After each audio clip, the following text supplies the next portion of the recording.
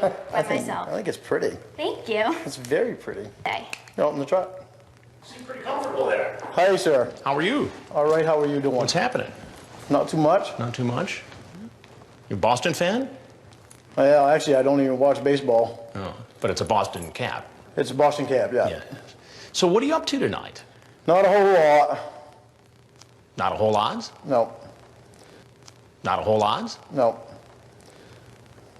Well, I tell you, for the last several days, you've been up to a lot. You're a pretty prolific chatter there.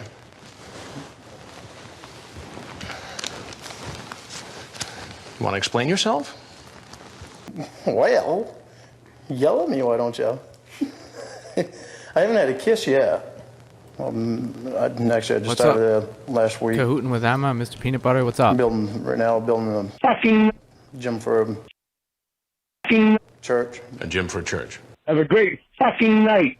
I met a girl, and she said her name was Amanda James, and she told me that her daughter was her niece. Amanda James and Amanda James and Amanda James and Amanda James and 35, 39, 39, yeah, 39. Well, fuck me, why don't you? I wish I were sticking it in you right now. You tell her to delete her archives after we stop talking again, okay? Why did you want her to delete her archive? Help me out. I didn't want to get in trouble. I didn't want her to get in trouble by her parents. Sure didn't. This goes on and on and on. Do you think naughty thoughts about me before you go to sleep? You talk about getting married to her. Getting married. She's 13. Huh? When she was 18. Whoa. What do you mean she was 18? So I meant when she was 18. Well, you were going to marry her when she turned 18. So you're just going to have sex with her from the ages of 13 to 18 now. Yep. Are you excited about me or my penis? Okay, well, that was my little edit that I made, and we're going to get right to the calls now, people. Welcome, Roy, Mr. Peanut Butter, Cahooting with Emma. I'm glad you guys are here. So we're going to go ahead and start with, this is the whole therapist saga, right? With Ramona. Let's see here. So, okay. We're going to go ahead and start with this one first. It's Ramona and her therapist, Sam, part 1. So here we go. Hello?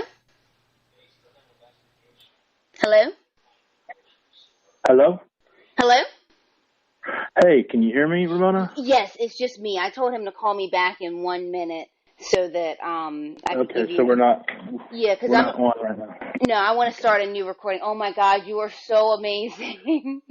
What's up, Roy? How you doing, man? I was all right. I tried. Are you calling me from Skype or something?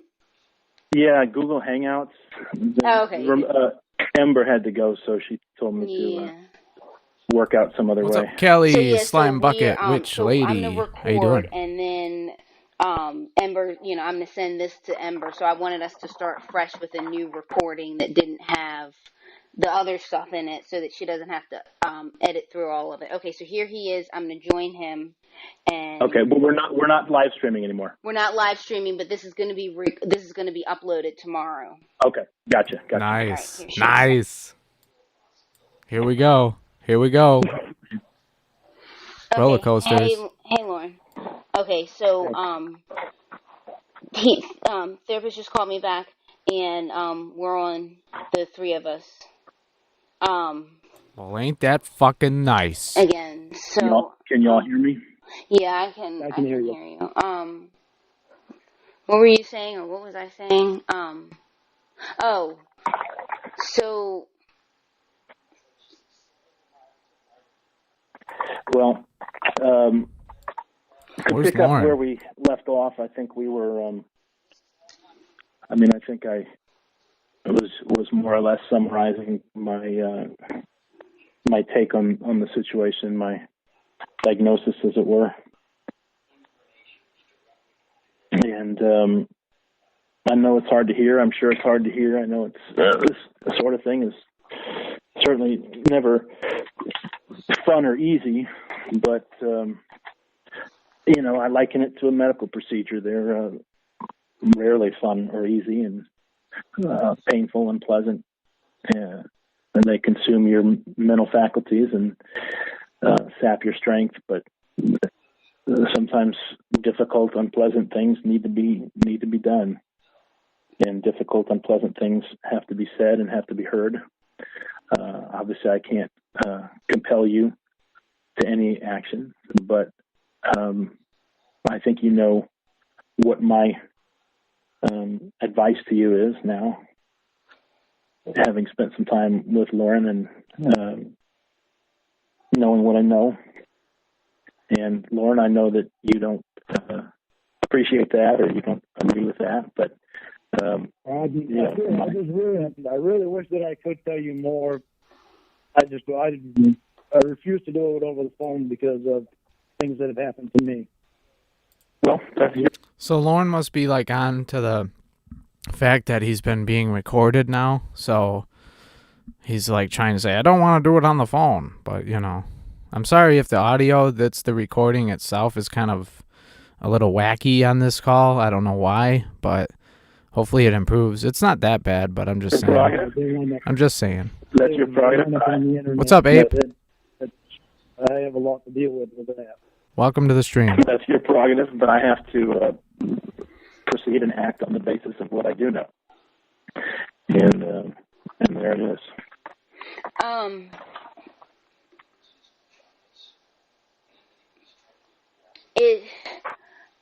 I had alluded to earlier, I think I'm like all worn out from crying, so I can talk about it now. The fact that everybody... Well, always remember, if anybody does in the chat have a better call that they'd like to hear, let me know in the comments. If this one keeps going wacky with the shitty audio, then I might switch to something else, but I'm always up for requests. He has been acting really crazy, obsessed with me. My brother TJ flew in, and it's really been a difficult week dealing with them, and It appears so, Mr. Peanut Butter. Difficult about it. Say again? Difficult about it. What's made it difficult? Oh, you sound a little staticky. Say that again? Well, if it's great, we'll keep going. It's been difficult with your brother there. I'd like to know if you feel like talking about it. What's been difficult about it? What's made it difficult? It's difficult because there's so much attention on me, and everyone's freaking out. It's scary. It's new. It's not something that I'm used to. Is your brother?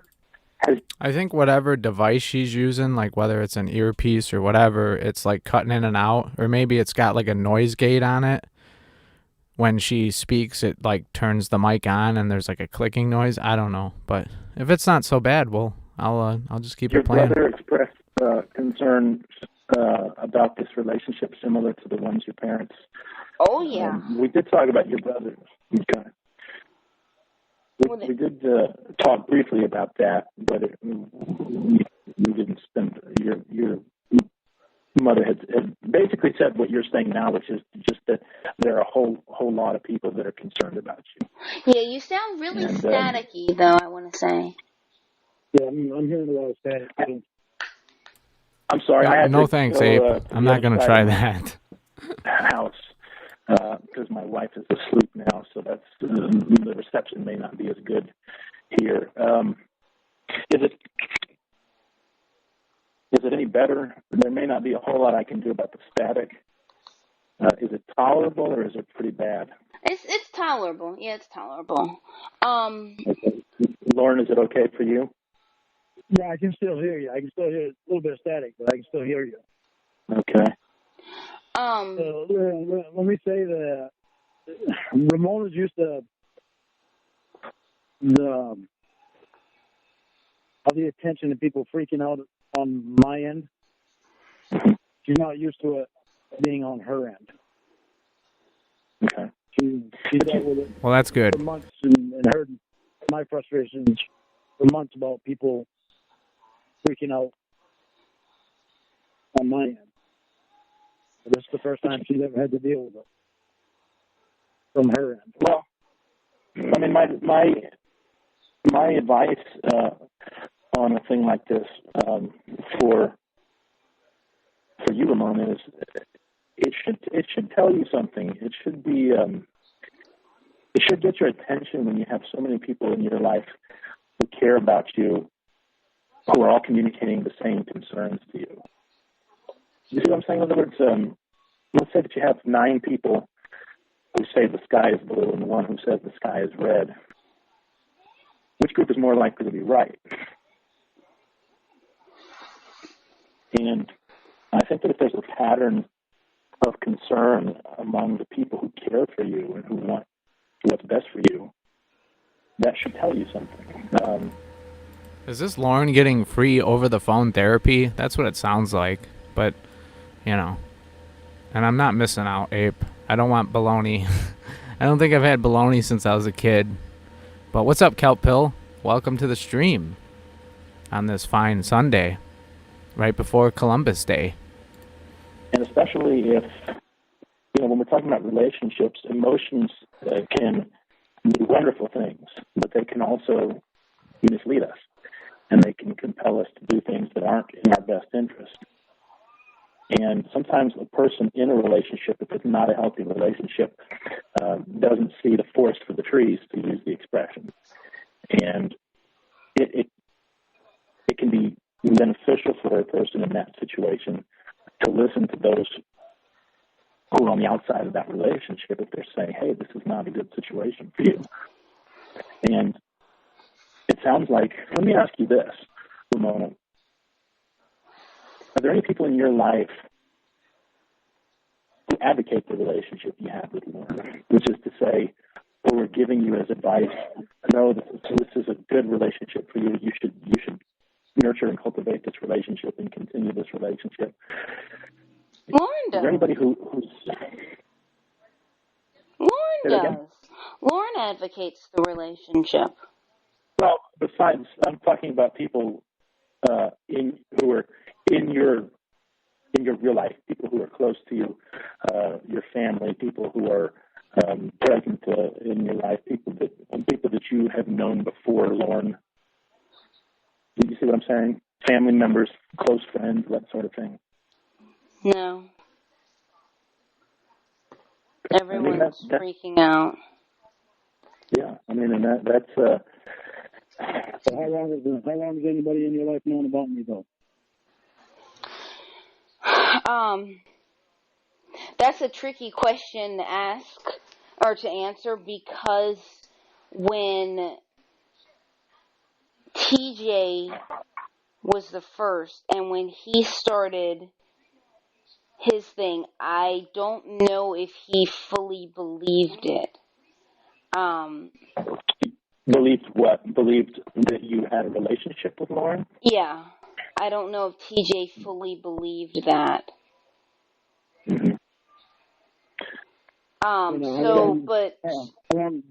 long have people in my life known? By the way, I'm definitely for that Lauren is a virgin, by the way. I believe that. I do. And if it isn't true, then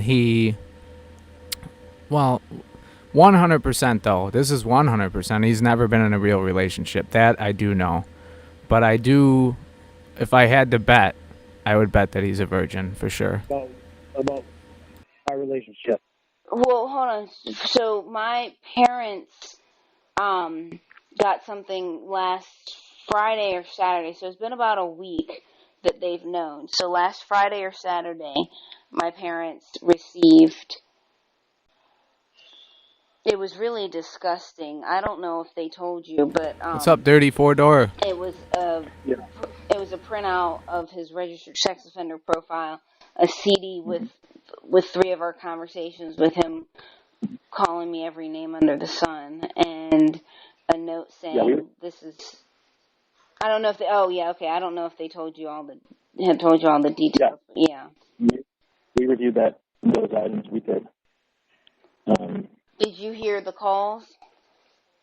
Oh yeah. We discussed it earlier. Oh God. Yeah. See, this is what when I was trying to explain to you earlier, Lauren. These are the elements of information I have to go on. Not doing well. What's up, Dirty Four Door? I'm doing well. Not a whole lot. Fuck. These are the elements of information from which I am drawing my insight, and all I can do is operate based on that information. Okay, I'll tell you one thing, one story that it's probably already on the internet, so I don't mind telling you the story. Okay. It is the story of Amanda James. I lived on Washington State, and I had my nieces and nephews like 80% of the time. I talked to this girl for 2 years, and it took more time away from my nieces and nephews than it affected them. And 2 years I talked to this girl. She told me her name was Amanda James. She told me that her daughter was her niece. She said that her sister-in-law died from breast cancer. She said that she had custody of her niece because her brother was a druggie. I think I've heard this story before somewhere, but I'm not very sure. I wonder where. What else she told me? She was all the same age as me. She was 30 years old. No, she was 2 years younger. She was 28 and I was 30. And I moved back to Maine. Well, she told me she was going to move out there to be with me, and after 2 years she didn't. And I never saw anybody or dated anybody in that whole time. And then I moved back to Maine so I could be closer to her because she lived in Pennsylvania. Okay, so you knew her from the internet. You said you lived in Washington, so you met her on the internet. Yeah, that was the first time I ever met anybody from the internet, or met anybody, dated anybody on the internet. And I really wonder if the only thing Lauren ever used the internet for was for meeting people and nothing else. Probably that, and probably watching lots of porn, but I don't know. To me, it seems like Lauren, that's all he used the computer for, which is really bizarre in my opinion, right? Because in 2007, I would have been 22 at that time, and I didn't even know there were chat rooms in 2007. I thought chat rooms were like a thing of the 90s, a thing of the past. Excuse me. But it's just so weird, like that he had a computer or bought a computer, whatever he did, and that was like what his whole plan was to go into chat rooms and try to meet people, which is really weird because, like I said, I've said it a million times, when I was in 2007, I was not really on a computer at all. I was out, doing what I wanted to do and hanging out with real people, real friends, and it's just weird. It's really bizarre. However, there was Messenger, which I did have. You remember the AOL Messenger, but pretty much the only people I spoke to on there, if anybody, was people I really did know in real life. So I don't know. It's just weird to me. When I moved back to Maine, I still talked to her. I was talking to her, and my sister wanted to talk to her. I was talking to her on the phone. My sister wanted to talk to her. So she talked to her for a minute, and just as soon as she got off the phone, she pointed at the phone. She whispered, "She's been lying to you." So after we got off the phone, I got to know her so well that I was able to hack into her email. When I hacked into her email, I found that she had been talking to another guy the whole time. She had slept with another guy the whole time. She had been making pictures of other guys in her email, and among other things. Yeah. And then I called her and confronted her with it. And that's why when the show was on NBC, on cable or whatever, and when I saw it for the first time, I was like, what is this? And I was very intrigued, and I remember seeing it when it first came out. What's up, Roberto? You have a job interview on Monday. That's good. That's awesome. Fortunately, well, tomorrow it's Columbus Day, so I'm off. So Finally told me the truth. She told me her real name. Told me that her niece was really her daughter, and basically everything she told me before for 2.5 years was a lie. Okay. Since then, as when I've had a problem with people on the internet. Okay. Me and Ramona didn't even meet on the internet. How did you meet? We met by phone. Okay. How did? that's a big no, Michael Mendoza. I'm in the Chicago area. I'm in Illinois. Pretty much right on Lake Michigan, north of Chicago. So no, I'm not in the DC area. You called it randomly? You were calling random numbers? How did that work? What's up, Agent 86? How you doing? I didn't know that he didn't know that. No. Well, she told me in general terms that you had.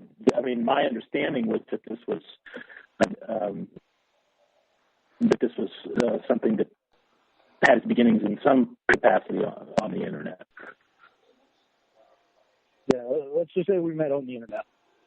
No, let's tell the truth. I saw his.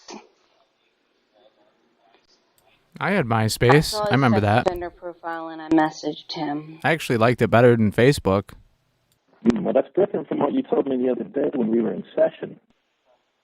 So I'm curious to know what it is about seeing a sex offender registry entry that would compel you to make contact with him. You thought he was attractive?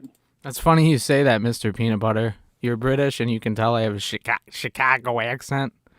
Yeah, it's funny because when you see it in movies, like, what's that movie with Harrison Ford, with a one-armed man? God, I can't even think of the goddamn name of the movie. I'm so brain dead today. The Fugitive, yeah.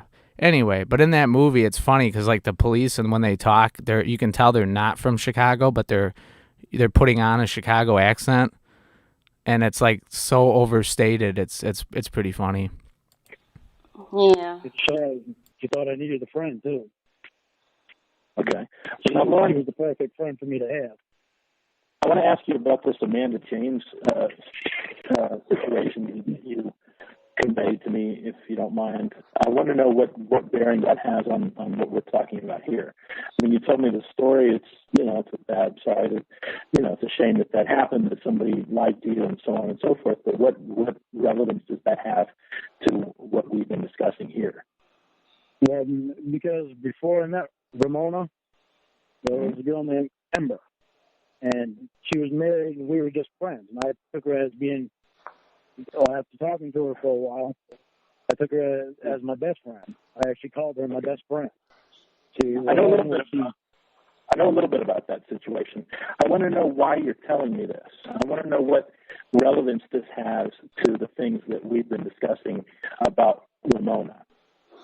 Because it has to do with the way that I act when I get drunk. I'll give you a little hint too. That if you've ever seen the movie Groundhog Day, there's a clip in that movie when they're trying to drive back to whatever town they were from. I think it was Pittsburgh in Pennsylvania. There's a clip where they're on a highway, okay? And Bill Murray gets out of the car to go up and ask the cop why the highway's closed. That highway is in my town. So, and we call it the highway to nowhere because it doesn't go anywhere. It was supposed to go from Chicago, or from basically North Chicago, which is not Chicago. It's a city of itself. It was supposed to go from North Chicago to Milwaukee, Wisconsin. And basically, so it's a 1.5 mile freeway that goes nowhere. So we call it the highway to nowhere. And that's what they use that for all kinds of different movies like Batman and all these different movies because it's so easy to close down because it's not a major freeway, but it looks like one. So, yeah. How I get paranoid. That's where I'm from. Okay. Because that's the whole reason I get paranoid is when something doesn't feel right, or I think I'm being played with or something like that. Okay. Well, what bearing does that have on your fitness as a partner for her? I mean, you're just explaining. Okay, you had some negative experiences, and you tend to get paranoid. I mean, I understand that, but I'm trying to understand why you're discussing those things in the context of your relationship with Ramona. What does one thing have to do with the other? Because I know my feelings for Ramona, and it's funny you say that, Roy. It kind of is, but not really. I will definitely say when I was a teenager and I was growing up, and the city that I grew up in, it did feel like the center of the universe at the time. Just with how many friends I had and all the parties and shit like that, and it was just like I said, it felt like the center of the universe. And when I talk to people that are in the chat here that are like from California and all that, it's I realized, I didn't come from the center of the universe. I get scared that I'm going to get hurt all over again. Okay. That's normal. That's normal in a relationship. A lot of people struggle with that. What does that have to do with? Listen, Lauren, my concern here is your fitness as a partner for Ramona. What's different with me and Ramona is that our conversations have been put on the internet. A normal relationship, the people that are obsessed are able to hack on the phones and stuff like that. That doesn't influence the dynamic of how you act toward her. It shouldn't, and if it does, in the sense that it compels you to be angry and abusive, I mean, all that does is buttress my point about how it's not healthy for her to be in this relationship, and it doesn't. And none of the things that you've told me have any bearing on the behavioral concerns I have about you regarding your sexual crime and your proclivities in that area, your proclivities toward alcohol abuse, your proclivities to express your anger. But remember,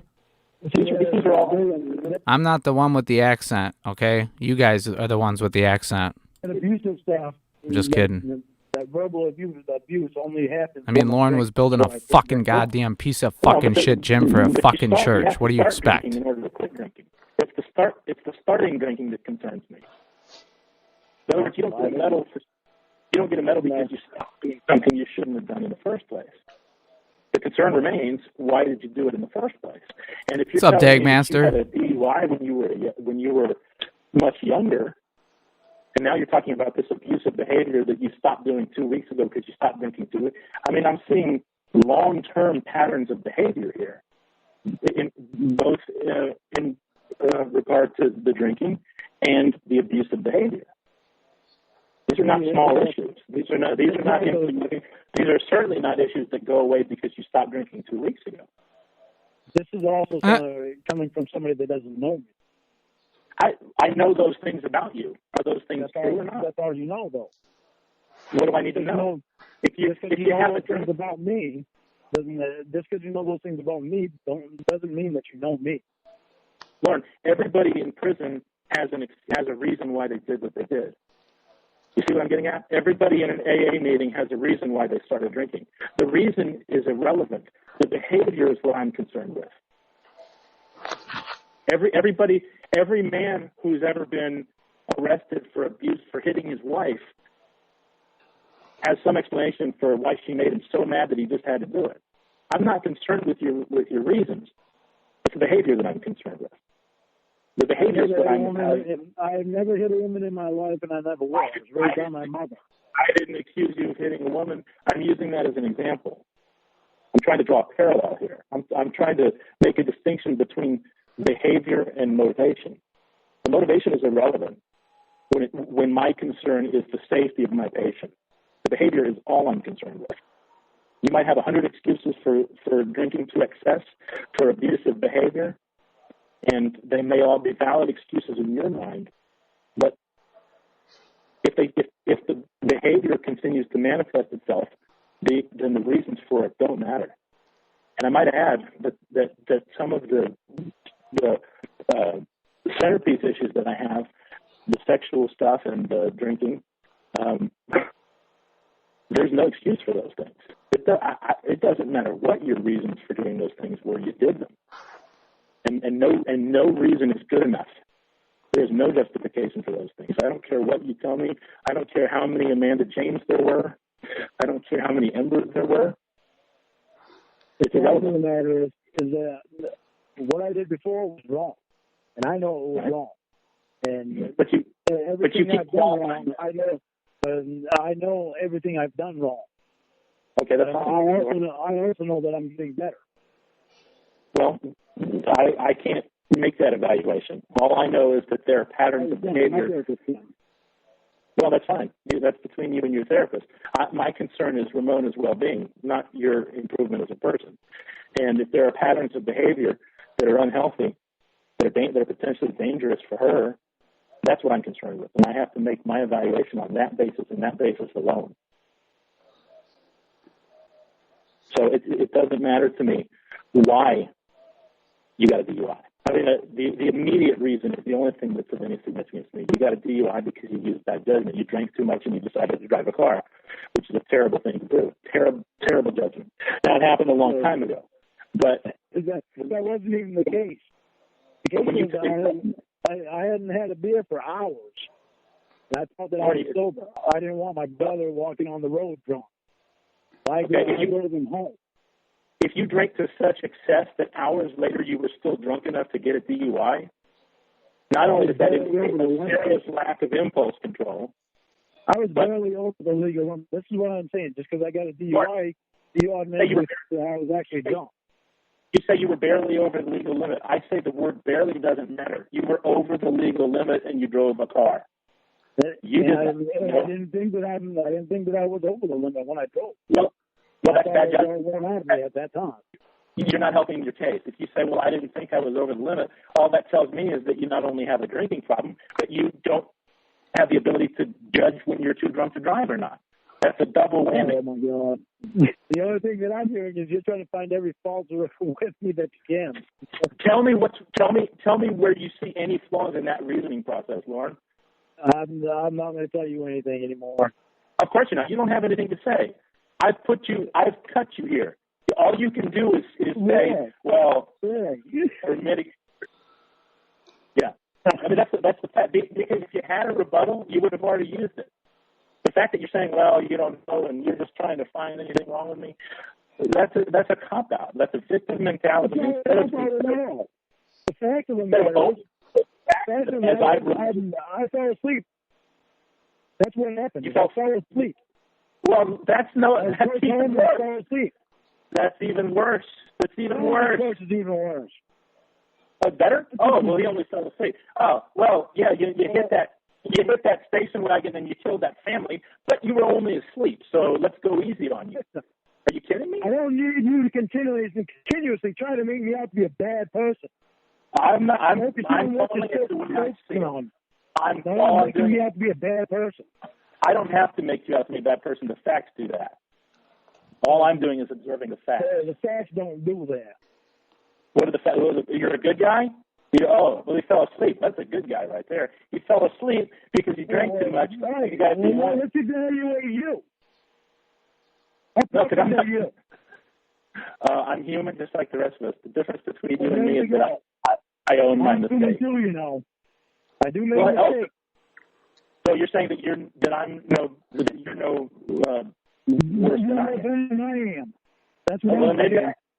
maybe I should date Ramona. I live a lot closer to her than you do. And I Well, probably I'm make sure more that's money. like that, wouldn't she? Do you have, I mean, surely you see how foolish you are. That tells you what kind of person you are. You're married and you're talking about dating my girlfriend. Well, at least she's not That 13. that statement wasn't it? At least she's not 13.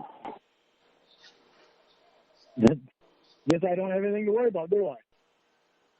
I don't know. That's probably up That's to my her. last remark to say.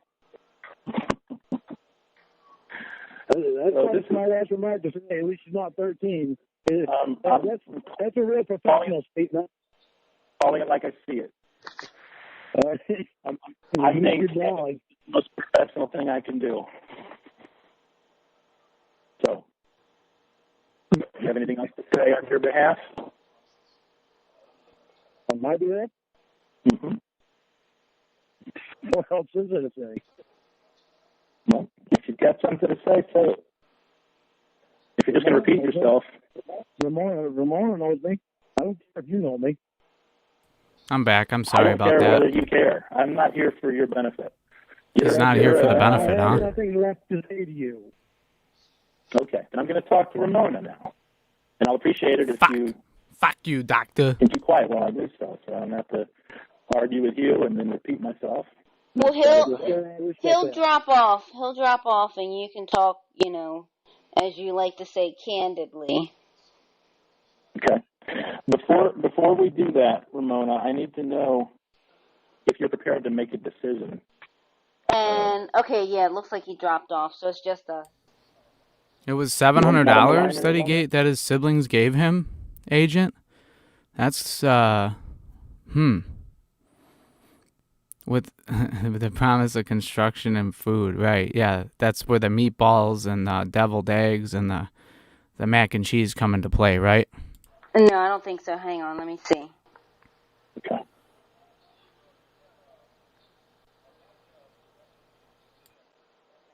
That's what I was led to believe when Lauren did his Why I Did It video. Remember that, people? That was some hardcore shit. Okay, yeah, it looks like he dropped off. Okay. Well, I'm sure this has been very difficult for you. I know that it's not easy to have to contend with these issues, but as long as Lauren's not on the line, I'd like to be perfectly candid with you. That is the therapist that he's talking to, which is really weird. Because I love that word, if I can, if you'll allow it. I mean, if you're. God, that audio is annoying me. Hear what I have to say. Sure. Just off the record, I mean, I just think you can do a lot better than him. Sorry, I'm a perfectionist when it comes to audio as a musician, but we can all hear what they're saying. So. I just think you can do so much better for him than him. I look at you and your situation. You're young, you're professional, you're a beautiful girl, very attractive, and you come from a good family. You're Pope Pendleton, huh? Kelp pill. Professional. You have you're outgoing. You're warm. You're a wonderful person, and I think that you need to take some time and see what it's like to have someone show you what a full relationship can look like. Right, I agree with this guy. All of the purposes and Lauren's in his head right now going, fuck. Cawd, fuck. And Cawd, bot. We talked about these.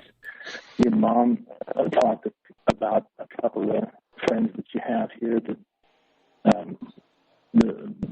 You have the surgeon and this store manager, and that these are young professionals, successful, and they're closer in age to you, and probably intellectually have more to offer you than Lauren would.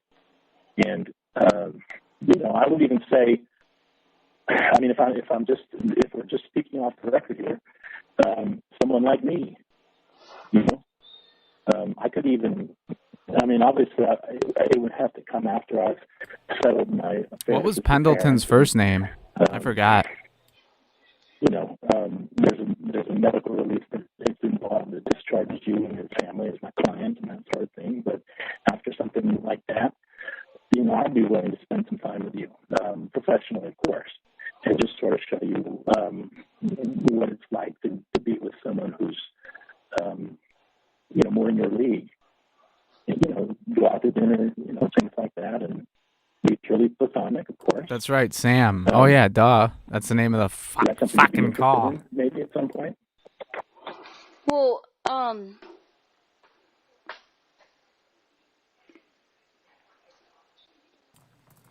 like I said, I'm a little out of it today. Well, I have a question. I have a question, and don't like think that Kind I'm of slept in too late. I'm just asking it off the record because I heard that a lot of you therapists who I've heard a lot of you therapists do this, that you guys pretend to be married because it makes you look more skilled in what you do. But, like, is that, like... Oh, no, I don't do that. No, like, are you married or are you pretending to be? No. He sounded like the party predator right there when he went, oh, no. That was fun. I wonder if that was intentional. Probably not.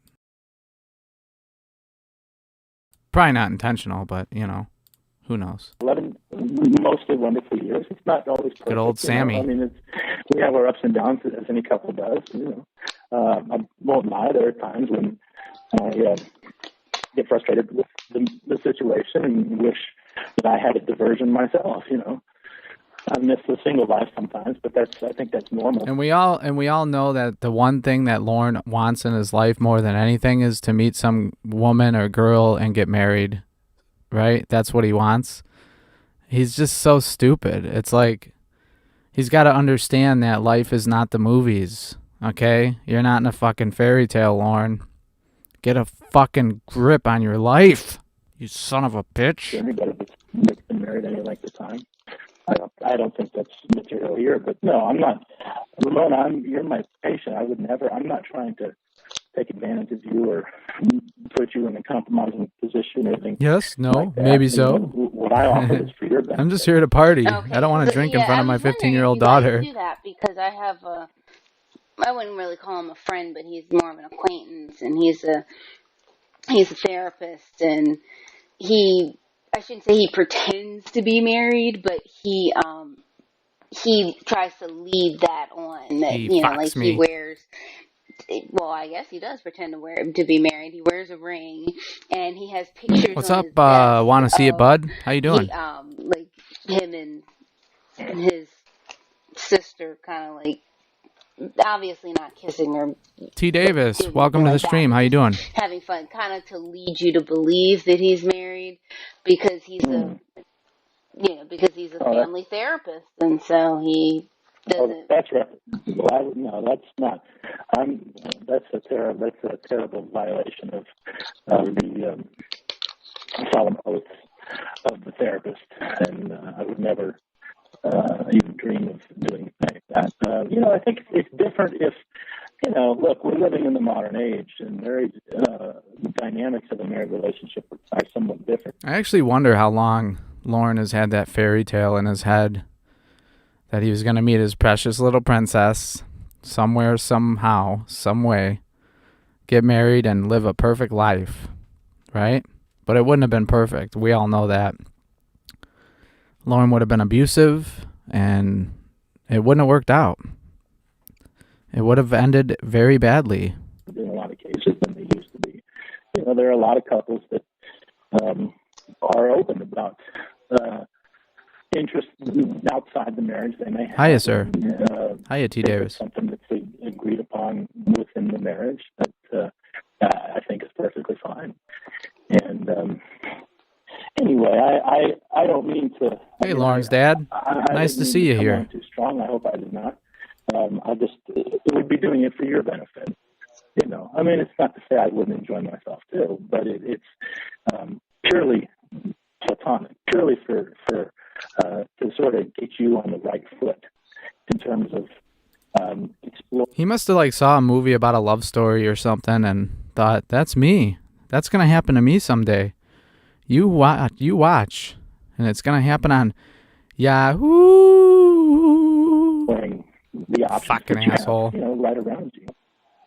And I think that would be good for you. It's just something to consider. It's interesting. Like, I mean, it's like, I don't know how to describe it.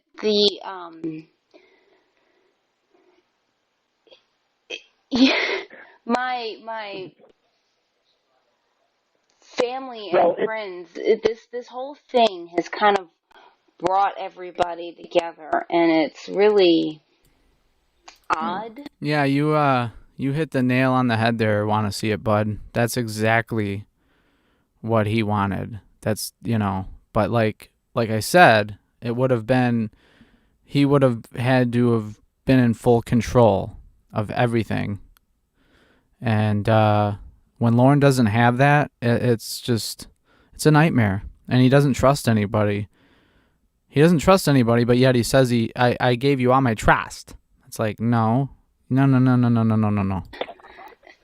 Well, you. I think it might be good for your family and friends to, see you spending time with a successful professional who had your best interest at the forefront of his intentions, and that could be good for them. It could sort of ease some of the friction from what the... Oh, and by the way, I just wanted to say, I had this idea in my head. I think the whole doctor situation is a great sort of catfish, but I think it also would have been so fucking awesome had like Ramona had a guy friend who was like an actual country singer, or at least pretended to be a real country singer. You know what I mean? Like someone you could look up online and he'd be a real person.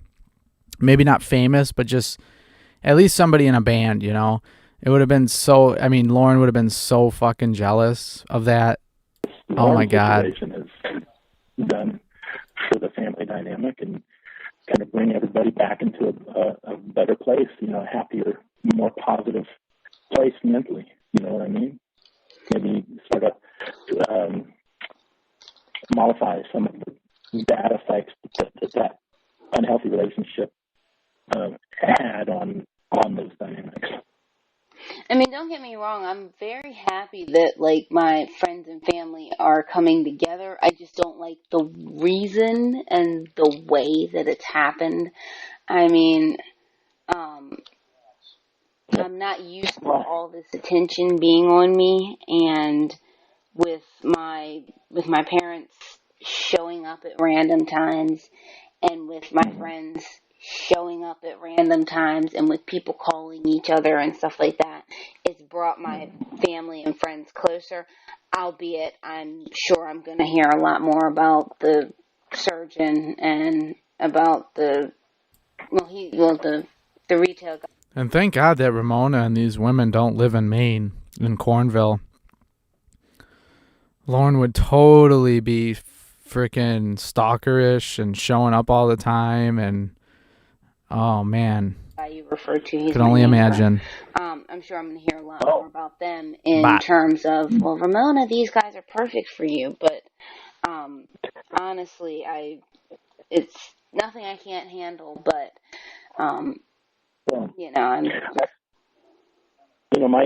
my advice to you is that you're young and you're free and you're a beautiful girl. I mean, you're very attractive. You obviously have a keen fashion sense. You always look dynamite whenever I've seen you, and you have a confidence and an air of self possession that's very attractive. It's even sexy, I'd say. Absolutely. If you understand. Absolutely, Ape. Yeah, I mean, anybody who's gonna send dink pics to random people on the internet is, I mean, that to me is, and even, okay, let's say if you're gonna do it, right? At least do it to where you're not showing your face. I mean, Lauren did full frontal pictures of his entire body naked. So there's no question on who it is. It's a question. But yeah, it's insane. It's like, what is going on in your mind? You know what I mean? I mean, look, if I'm being perfectly honest, you're the kind of person that I would pursue if I weren't married, and maybe even if I was, under the right circumstances. Purely hypothetically speaking, of course. But I think you need to take these compliments to heart and understand that if I see you in that way, certainly others do as well. I call bullshit on that one, Lauren's you have a lot of dad. options right around you, good, viable options. Look, I want to say something off the record. It's just between you and me that I hope won't offend you. But this Lauren, he's kind of a loser, and he's kind of a loser. End. No shit. And who needs that? But I think. I mean, we were just,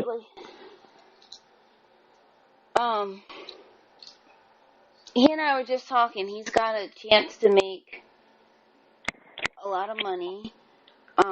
What's a lot of money for him? I don't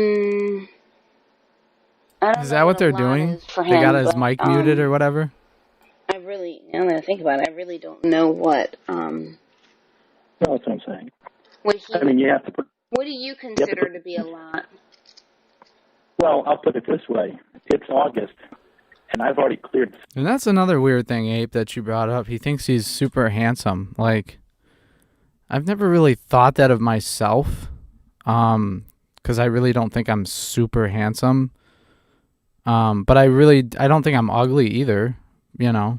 But I'm not gonna sit there and be like, "Oh, I'm hot. Oh, yeah." And when a internet girlfriend says, "Oh, Lauren is so hot," like, he just believes every word of it. It's 6 figures. The fuck? 2 times over, and that's after taxes. I'm jealous. I don't. No. Oh, this is killing him. 6 figures. Ooh. If you were with someone like me, then you could partake in that success as well. Doesn't that sound good? It does to me. Like that for yourself? I'd fuck him. I do. I mean, I'm not gay or anything. I do just saying. Appreciate the things that, I don't want to say the things that money can buy. I mean, I have money, but I do appreciate the things that financial security and success can provide. I mean, I think everyone should. You know, you deserve a man who will dress you well and feed you well and show you how enjoyable a life like that can be. You know, vacations and a beautiful home and a nice car. It's not all about material possessions, of course. But the larger point. But the worst part about Lauren's life, though, is the fact that his criminal record. You know, there's no getting rid of that. Like, he's on probation for life. Like, if tomorrow, let's say tomorrow I get arrested for, like, felony possession of drugs, right? Charges like that, you can get off your record eventually if you take care of the, you know, what you need to take care of or whatever else.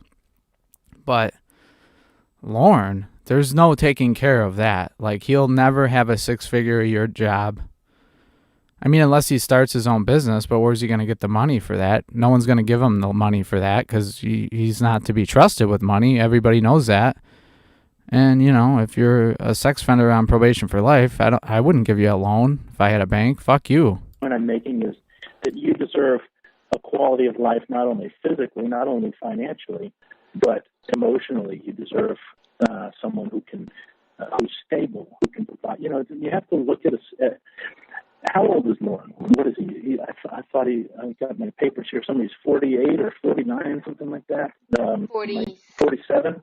6. Yeah. Well, he'll be 47 in a couple of weeks. So 39, 35, 39. 50 years old, who doesn't have any financial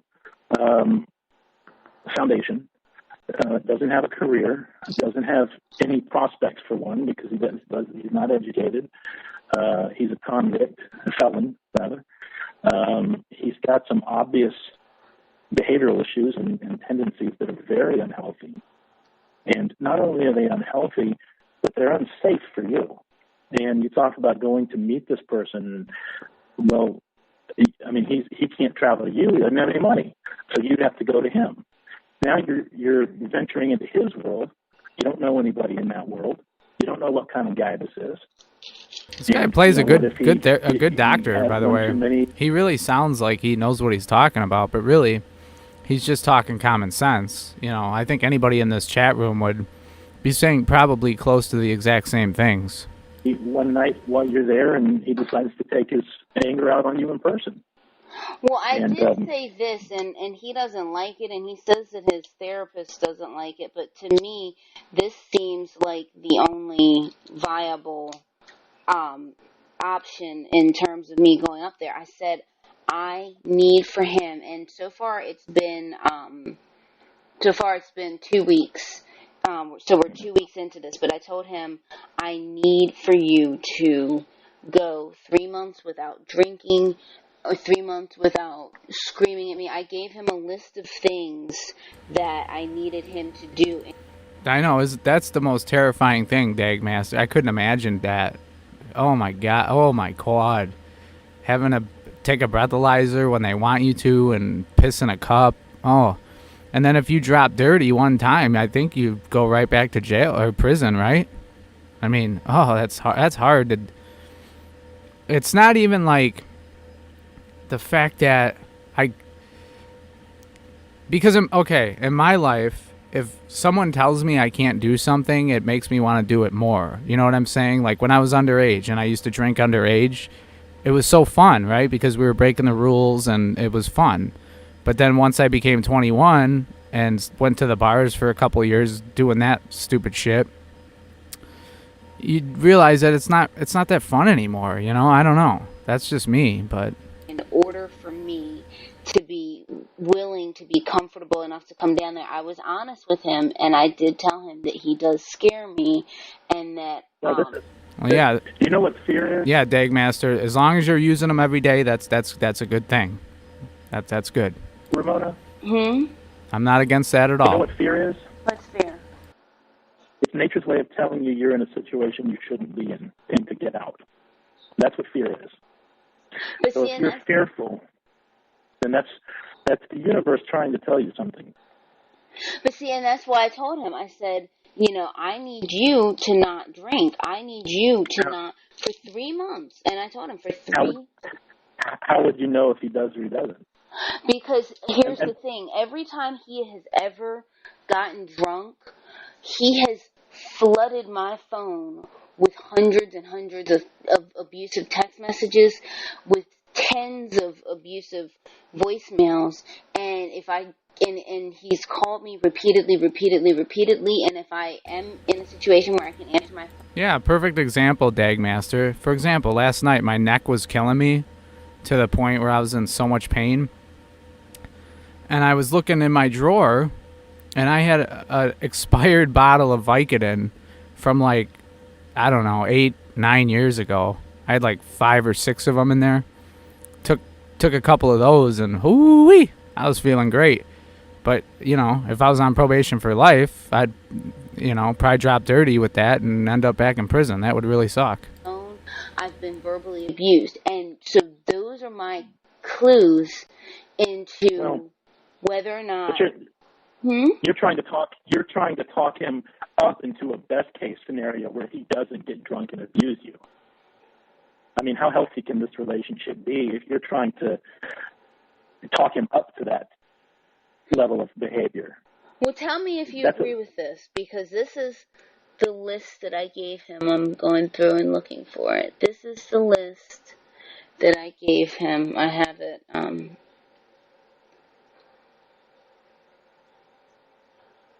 Okay, so on, let me see, hang on. No sweat. Okay, so on July 19th, I'm sure Mr. Peanut Butter probably doesn't even know what that is, considering he lives in England, he said, the UK or whatever. I don't think they have those kind of pain pills over there. But, no, I got that prescription like way back before the whole epidemic opioid crisis bullshit. And, when the pain went away, I just threw them in my drawer and forgot about them. Him this letter, came in handy last night, though. And I said, for 3 months, starting on July 19th, which was the day that I sent it, no getting drunk, no calling me or my family and friends' names, no threats to me or my friends and family, no yelling at me, no repetitive messages or calls, no messages before 8 a.m. and after 10 p.m. ever, no getting an attitude if or when I don't text or call back, no accusing me of cheating, no nasty voicemails, and I said no nasty messages from your friends or from your friends' phones.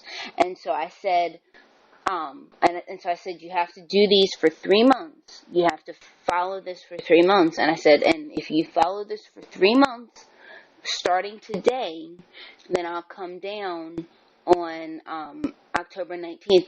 That is his birthday. I'll come down and spend that time with you, and I'll pay to do it. I said, but if you violate it and it has... Well, not anymore, Dagmaster. You ain't getting no pain meds anymore when you go to the doctor. No way. They cut that shit out a couple of years ago. I had a couple friends that died from that shit. Well, one friend in particular who started out, he worked for UPS, and then but this guy always had a problem with substances. Like when we were teenagers, he would drink 4 times more than everybody else, but he worked for UPS and he hurt his shoulder, and this was back before the whole crisis, and their doctors that worked for UPS would just give Vicodin out like candy. And so he got hooked on those, and then he went from those to oxycodone, and then he went from that to methadone, and then heroin, and then boom, he died at the age of 29. So it depends on the person, It's like if someone has a super addictive personality, then yeah, you probably shouldn't be on it. But the problem is, there are people that take the shit correctly, and I feel bad for those people who actually need it and don't abuse it. But that's the way the United States government works. One or a few bad apples, everybody's got to pay for it. That's just the way it is. Then I'm not going to pay to come down. And so it ended up getting violated. And so we are now at the 2-week point. So it's been... So you're saying that he's already broken the rules? Twice, or 2 or 3 times. Okay, let me tell you the problems that I see that I have with that arrangement, and then I'll tell you the third problem I have. Real quick. I thought that list was brilliant because it encompasses everything that he does that is abusive. I figured. Well, here's the problem with it. The list is fine in the sense that it's an exemplary template for how every man should act all the time anyway. Now, the problem with the situation is threefold. The first problem with it is that if he's the kind of guy that you have to give an ultimatum to in order to get him to stop doing those things, that's a bad guy. He should never have done any of those things to start with. And the fact that he has multiple times and that it's enough of a pattern of behavior that you have to draw up an arrangement with him to get him to stop doing those things is very, very troubling. That's the first problem. Here's the second. When you tell a child that he needs to be good because if he's not good, Santa Claus won't come, you're teaching that child that good behavior is that rewards are a function of good behavior, that desirable outcomes are a function of good behavior. And that's really the tragedy of Lorne, is the fact that there were other predators that got off easier than he did, a lot easier, that didn't even have to register for life or be on probation for life. But I don't know, maybe it was because he didn't have a good lawyer, he couldn't afford a good lawyer, I don't really know, but I'm not saying he doesn't deserve what he got. He absolutely deserves what he got. And I think all the other guys should have, with exemption of maybe some of the mentally ill people that showed up that weren't all there in the head. I mean, I could see kind of maybe trying to rehabilitate them some way, somehow, with I don't know what, but Like like when the show came out, those were the people like Donald Morrison, for example. He's the kind of guy who you would expect to show up to the sting, right? Doesn't really seem to be all there in the head. But he is a danger to society too. But then remember the doctor, the actual MD that showed up to the one, I think it was in California sting? Like, that was the most, like, wow, like, insane. Like, an actual doctor. This dude went to 4 years of college and then went to medical school and became a doctor, was married, had kids, and went on the internet to meet a young girl. I don't, it's so bizarre. I don't get that. It's insane. Like, what was he thinking? Like, he could have met, if he wanted to cheat on his wife or whatever, he could have met somebody that was of age. I mean, what the fuck? I just don't get it. But at least, I'm sure he could never practice medicine again, which is a good thing. Okay, but the child is not doing the good behavior because he wants to be intrinsically good. He's only doing it to get the reward. He's doing it for the wrong reason. His focus is in the wrong place. Now, with a kid, it's fine. This is how we teach good behavior in children until they're old enough where we can communicate the meta reasons for why good behavior is so important. And that's exactly right, Ape. And you can blame Florida for that one. Florida's who ruined that for everybody and killed many, many people with their, overprescribing of the OxyContin. And that OxyContin is the drug that really ruined the United States as far as overprescribing and, kickbacks and money and shit like that. And that shit's sad. I don't even like that shit, man. I think I tried a Percocet one time and I had to lay down and I took like a third of the pill and it was a low dose and I was like, it messed me up so much that I didn't feel good. And I was like, yeah, I'm never doing that again. Of course, unless like, I'm actually prescribed. Like if I, had a really bad injury, then maybe, but I don't know. And you have to offer Fuck him that. an incentive. Shit's way too dangerous. In addition to the problem I just outlined before, he's not doing it for the right reasons. He should want to not be verbally abusive because being verbally abusive is a terrible thing for a man to be, especially to a woman. He should want to give up drinking because it makes him a worse person and it puts him and other people in danger. Okay? And to give him this ultimatum is to not only subtly reinforce that action-reward dynamic that's so... no, she never went to visit Lauren, I take it either. They want to see it, bud. It's completely broken for this to be the basis on which a grown man learns to behave properly. But as long as you are the reason he's doing those things, you'll be the reason that he breaks the rules. Right? If things go south, well, then he's back to drinking and being abusive again. Now, what do you mean I'll be the reason he breaks the rules? Because the health of your relationship with him, the tone of the relationship of your relationship with him will be the nexus for whether or not he does the things he needs to do to improve. When a person is looking to affect an inner change, an inward change, a personal change to become a better person, if the motivation is not the intrinsic value and worth of being a better person, then it's misplaced. And it's especially dangerous when the impetus for that change is a relationship with another person. Because if things, say you're to have a bad stretch in your relationship with him, right? Well, that could demotivate him, and it could trigger him to go and drink to excess or to pursue these. Are you sure Lauren is actually listening to this crap? Oh my God! It's especially excessive or dangerous.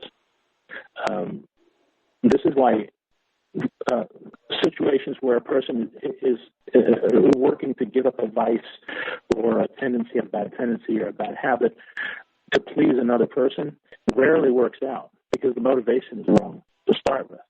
Yeah, that's right, Abe. Do you see what I'm saying? Does that make sense? I have two questions. And actually, there's a lot of things today that you can take that are natural that can get you off that crap. Perfect example, my father was, suffered, he broke his neck back in the 70s and was in chronic pain from like 2000. Like it hit him really hard when he got older. And, he was on basically a revolving prescription of Vicodin. So, he took it every day for many years. And if you take any of that stuff every day, you're going to be addicted. And he wanted to stop. And I heard of this little magical substance, totally legal here in Illinois, called kratom. And once he tried that, he was blown away, and he quit taking the pain meds, and now that's what he takes for his pain. And he, when he doesn't take it, he doesn't get withdrawals now, and it's perfect for him. So, yeah, there's different things that you can take for pain that are natural and are way more safe for your health. Sorry, this isn't a medical show. I'm sorry. I'll shut up about that now. Would you call him an alcoholic? Well, I can't make a determination like that based on the clinical definition for what an alcoholic is. I just don't have the insight. That's an evaluation that requires a level of access that I don't have with him, and I'm not his therapist, so it's not my place to say.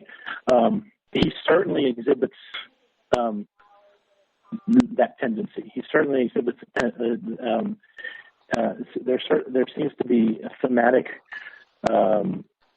proclivity on his part to drink to excess. I think the odds are that he is an alcoholic. I think I would be more surprised to learn that he's not one. Now, how would you define alcoholic? Well, great question. An alcoholic is broadly speaking just a person for whom alcohol is inappropriately or unhealthily significant part of their lives. It can take many forms. It can be some people. We have what we call functional alcoholics, which is to say somebody who can carry on the day-to-day activities of a normal life, such as working a job and having a social life and that sort of job. But in order for them to feel normal or to feel comfortable in their own skin. Are you guys all happy now that I quit my job? And I'm going to make it rich on YouTube with my cooking show? They have to consume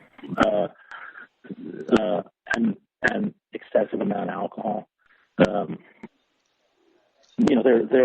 Broadly speaking, there are two types of alcoholics: alcoholism, alcohol abuse, and alcohol dependence.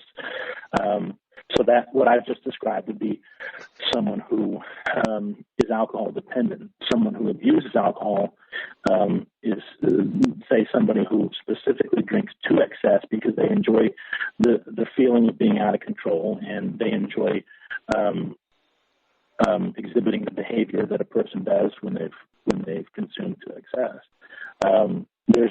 There's a lot of times it's not a clean division. These are arbitrary distinctions. And there's also people that I've known in the past who are not necessarily alcoholics.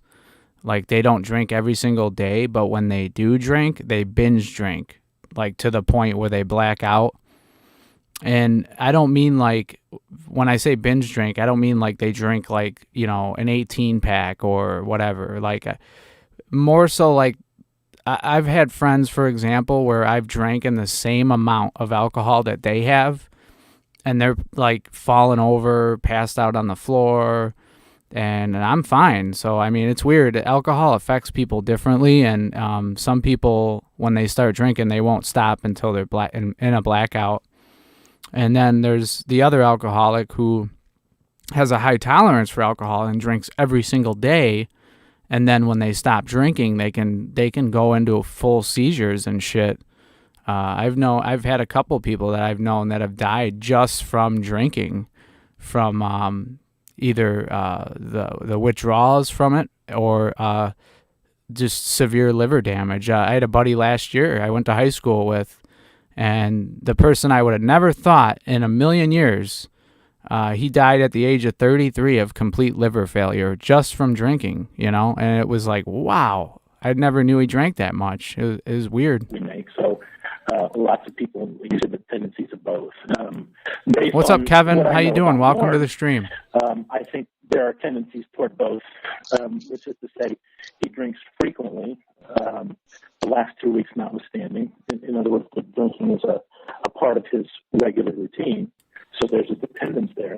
And all the stuff I've been talking about is something I kind of know a lot about, being a musician and touring in a band. I've seen every addiction there is. I mean, you name it, I've seen it.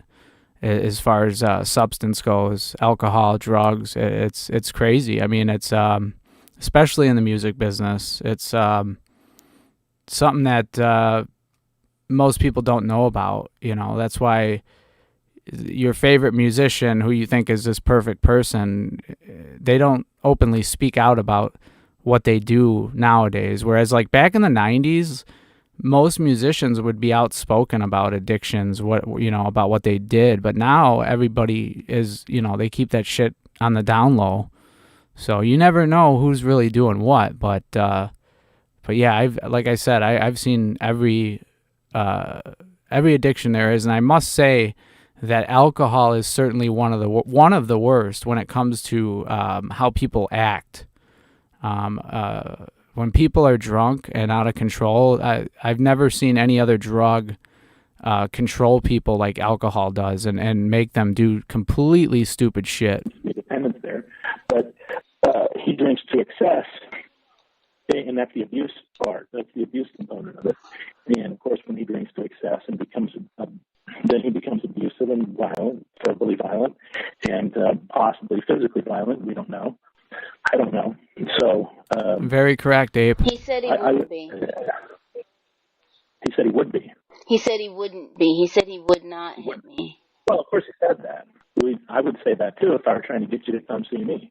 Yeah, that doesn't really. I mean, you have to look at his behavior and his tendencies and his past actions. He kept getting mad at me for making reference to past mistakes he's made. But the reason that I keep doing that is because I'm trying to establish a character here, a character sketch. And the way that you do that is by looking at consistent patterns of behavior and evaluating them and that sort of thing. And that's what I was doing with him. So I don't know if he. That's actually not totally true there, Dagmaster. Actually, when they came out with that drug, Oxycontin, the people who were manufacturing came out and said that it wasn't addicting at all.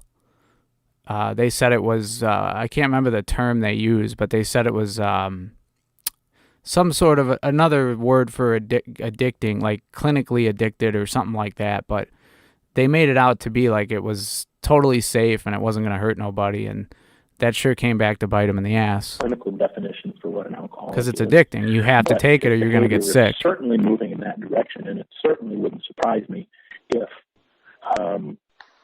upon being evaluated, the determination were made that he's an alcoholic. Now, so now, like, I know you said that he leans, or that you lean toward believing that he is an alcoholic, but I mean, he has not had a drink in 2 weeks. I mean, it's like... Well, look, AA gives out awards for going a year without drinking. I'm not... before you can go a year without drinking, you got to go 2 weeks. I'm not completely... I had one beer, I think, about a month and a half ago at not a party, just a couple like three of us hanging out because of COVID. I'm not going to no party. Nope.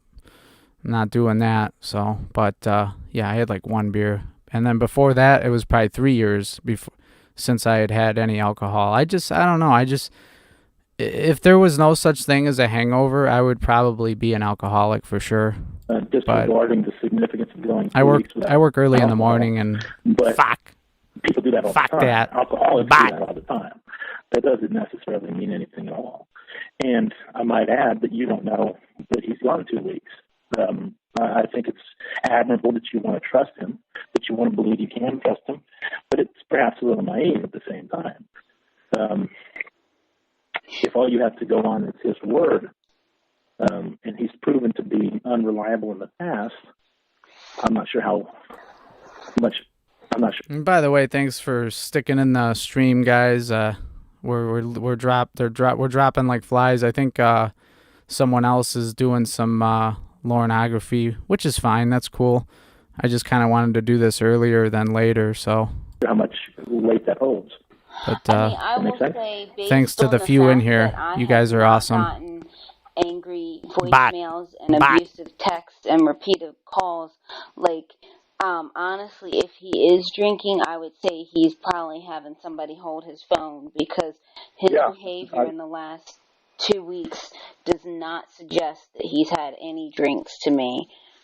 I don't know if you know this or not, but there are apps you can get for your phone that will shut down the text feature for in between certain hours, and they're made specifically for people who have a tendency to send drunk texts. Yeah, Lauren can't do that, though. For real? But you know, I will say this again in his defense, that he has he calls it like a burn phone, where it's like just a regular flip phone, and because his probation officer has his phone, so he just has a like burn regular, phone, like throwaway type phone, and so I don't think he even knows what an app is, so he can't. Maybe not. I don't know. All I'm saying is that. Hey, Callie, how you doing? All possible options, all possibilities, and you have to do it in the light of what you know about him. I mean, this is true of any Rose, kissy face. It's especially advantageous for him, or potentially could be, for there to be so much physical distance between the two of you, because you really don't have any way of knowing. But I would say that even if he has been clean for 2 weeks, that doesn't carry a whole lot of weight in terms of not a whole lot situation, and say that this person has had a real sea change in terms of the way they behave or live and that sort of thing. I mean, 2 weeks is not a long time, and I would add again. I mean, I'll remind you of something I said earlier, which is that in order for him to have stopped drinking, he has to have started first. And I'm not terribly impressed with a guy for whom no longer abusing his girlfriend verbally is an accomplishment.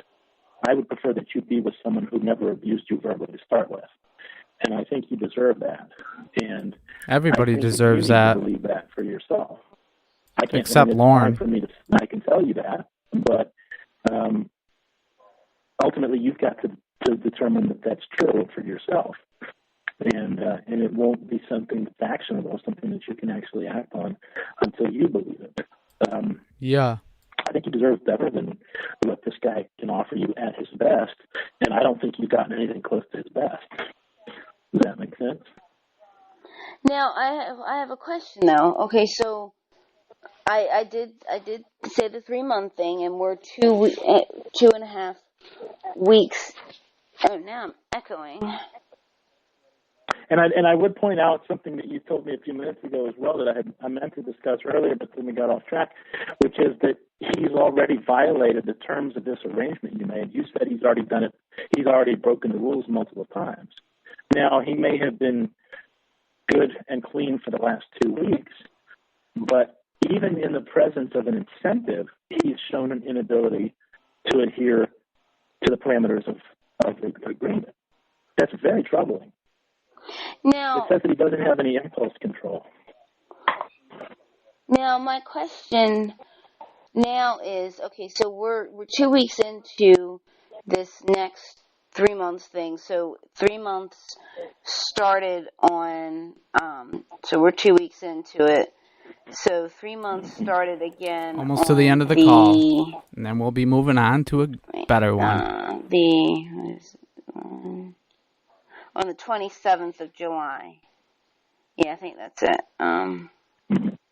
So that's 1, and then 2. It's 14, 4 plus, so it's, 14. So today makes for me, technically Friday. Are they gonna let Lauren in on probably the next call?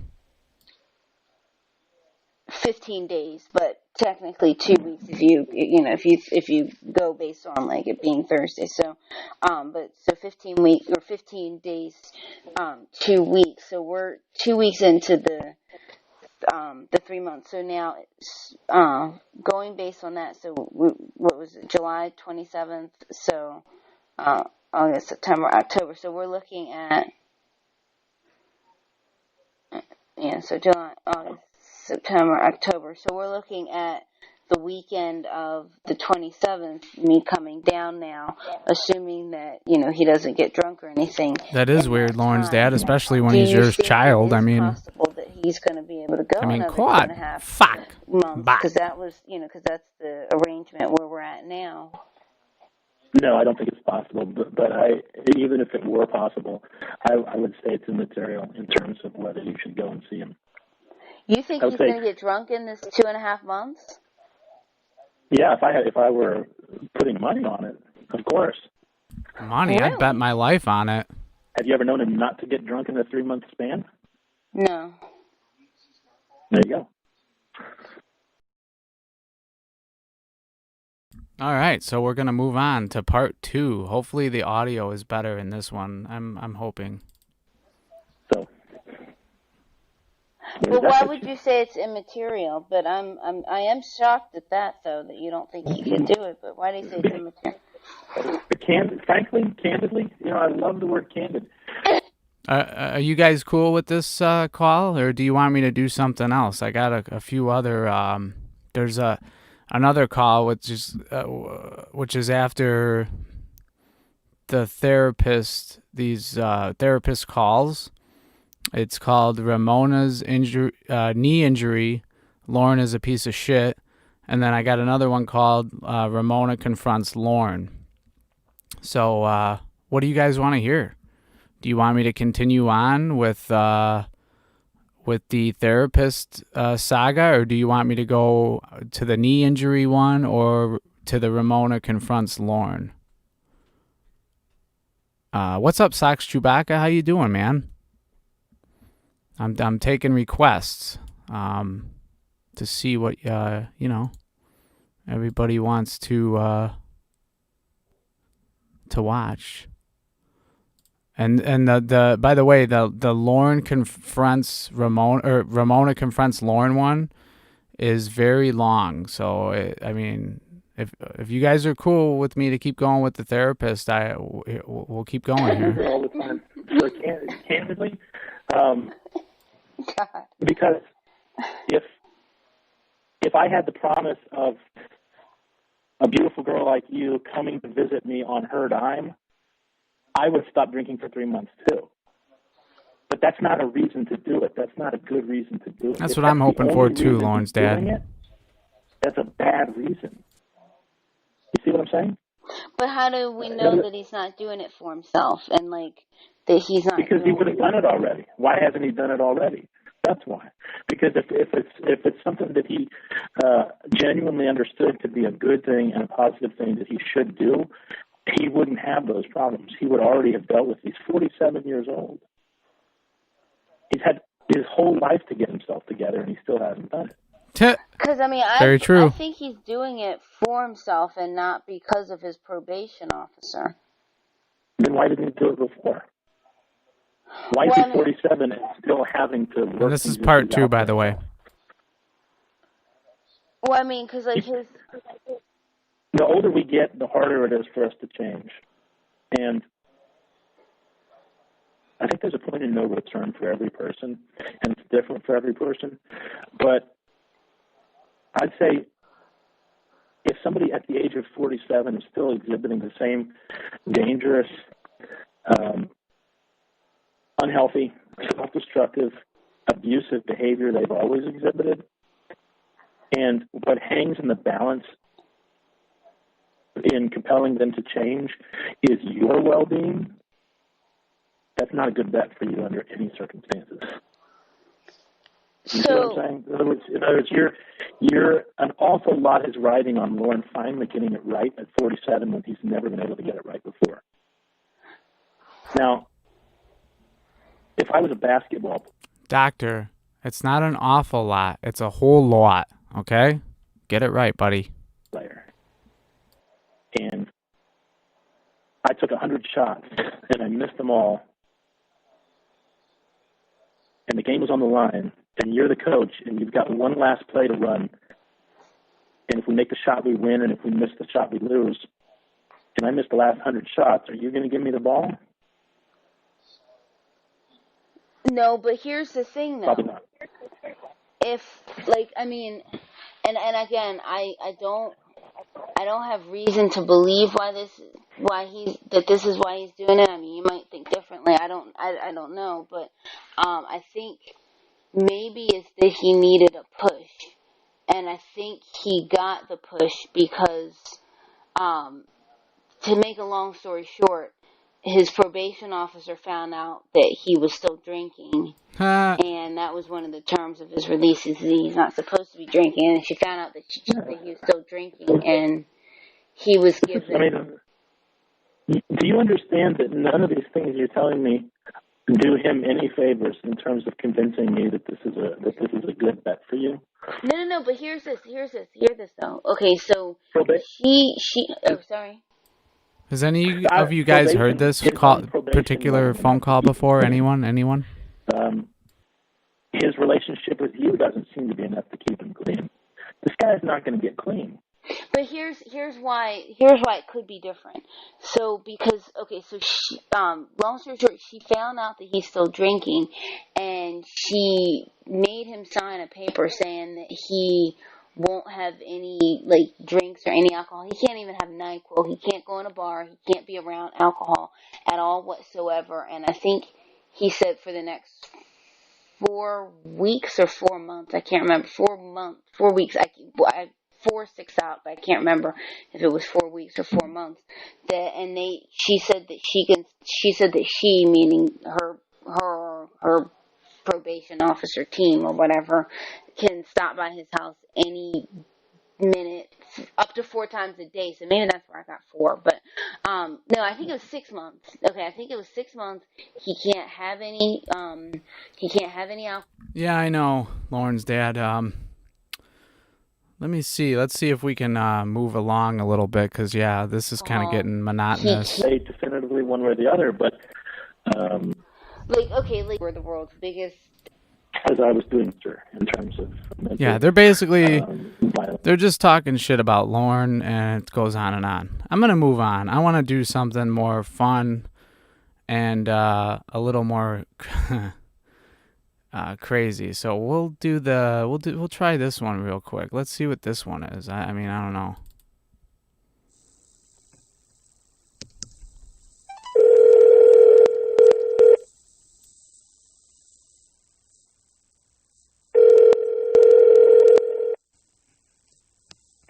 Hi.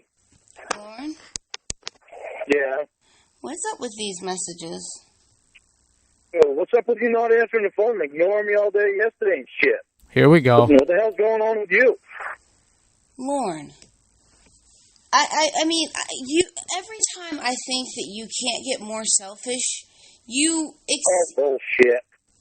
Bullshit. Leaving me hanging all day. Lauren, I had a serious knee injury yesterday, or the day before yesterday. I was at the doctor all day yesterday. And you couldn't have And texted having me. my family wheel me around. No, Lauren, I was not at my phone. I can't believe that there wasn't more times where you couldn't have sent me a message yesterday letting me know, I'm having a rough time right now. I'm at the hospital all day. And if you're at the hospital all day, why wouldn't you be able to text me more? Again, Lauren, I did not have my phone on me. I was with my family trying to figure out why my knee keeps failing. Both knees now. Both knees now. What the hell happened to your ankle? Nothing happened to my ankle. And I will. I'm going to review some of those calls in that list, Lauren's dad. And I'm going to stay on track. For today, I wanted to kind of get it.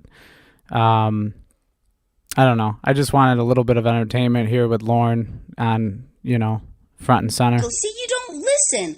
I We'll get there. I asked you yesterday, I said ankle. You still never said anything about you needed me. Lauren, at 11:06, Lauren, at 11:06 yesterday, 11:06 a.m., I said I injured my knee last night. Yeah, I know that. Okay, so then why? You said you had a crack, and then I asked you broke your ankle? Where did you get ankle from? You realize those are two different parts of the body, right?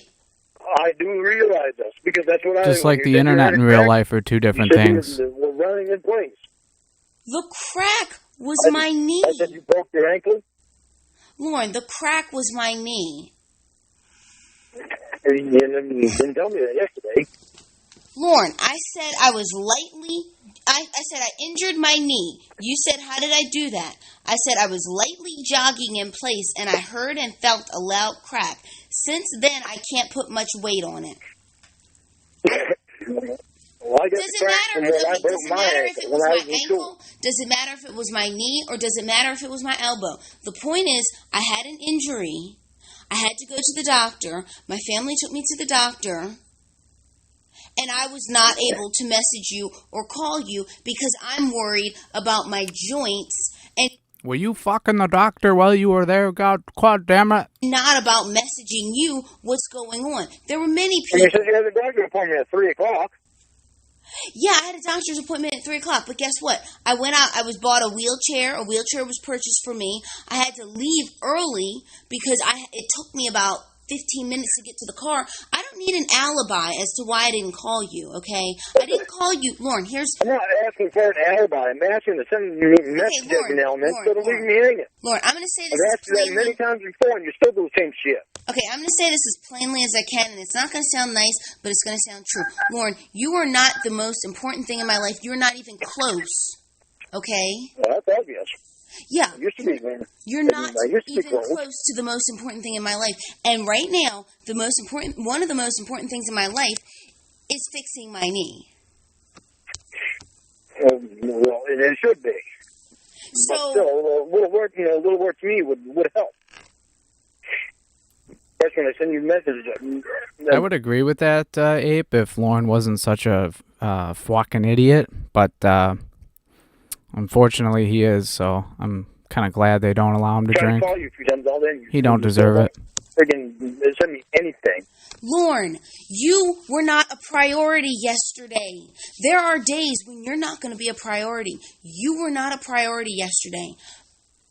My body, my physical health is and was the priority yesterday for everyone. Doesn't fucking matter. You asked me to text you, please. And I texted you. And then I messaged you back.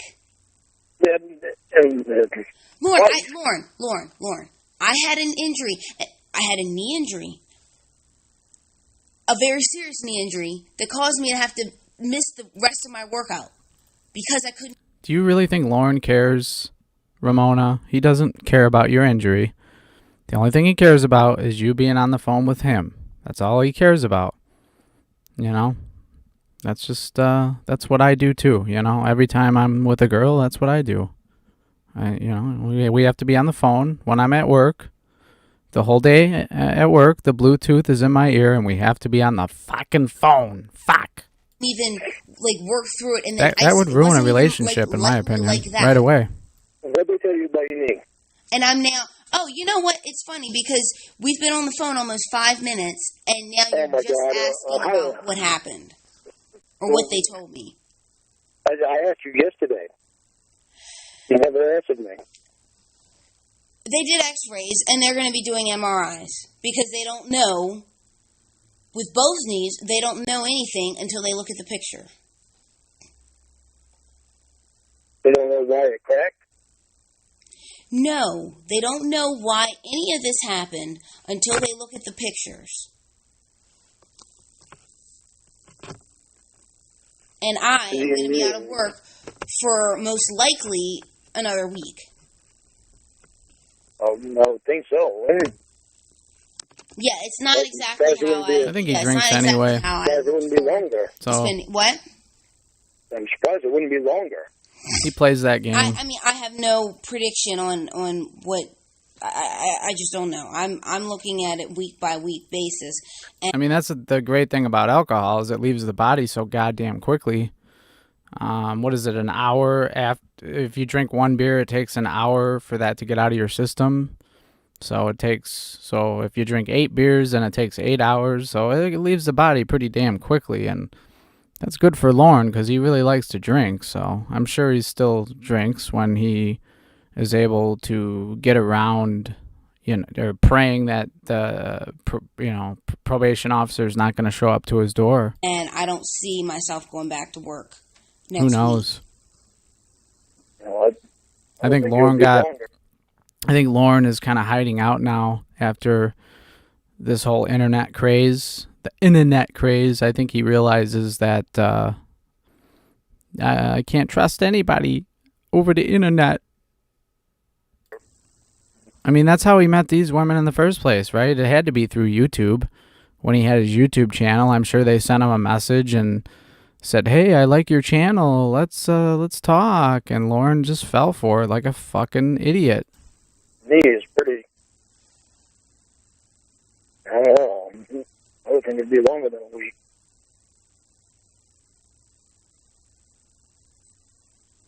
I don't think a knee heals quite as fast as the bone does. Well, here we go. Lauren the doctor. Mom's right now sitting on the driveway. She's going to be taking care of Uncle Rich. Yeah, enter in his liver and his pancreas, and they think that he might have it in his stomach too.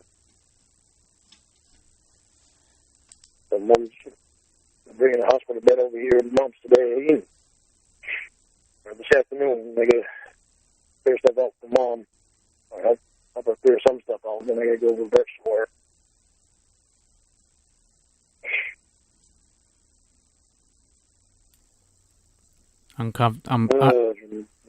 Uncomfortable pauses with Lauren.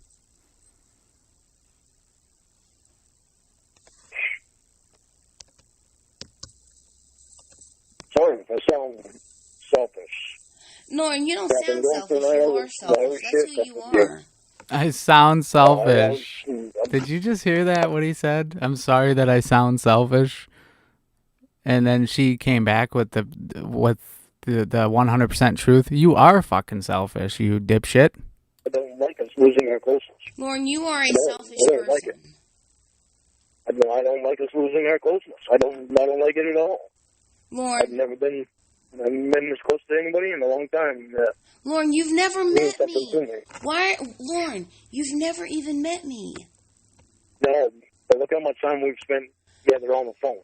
Oh my God. We spent a lot of time on the phone, Lauren. You've never even met me. Well, we've spent a lot of time on the phone. So we're gonna get married on the phone too. Wanna touch my penis, Mr. Penis, through the phone? We've got folks.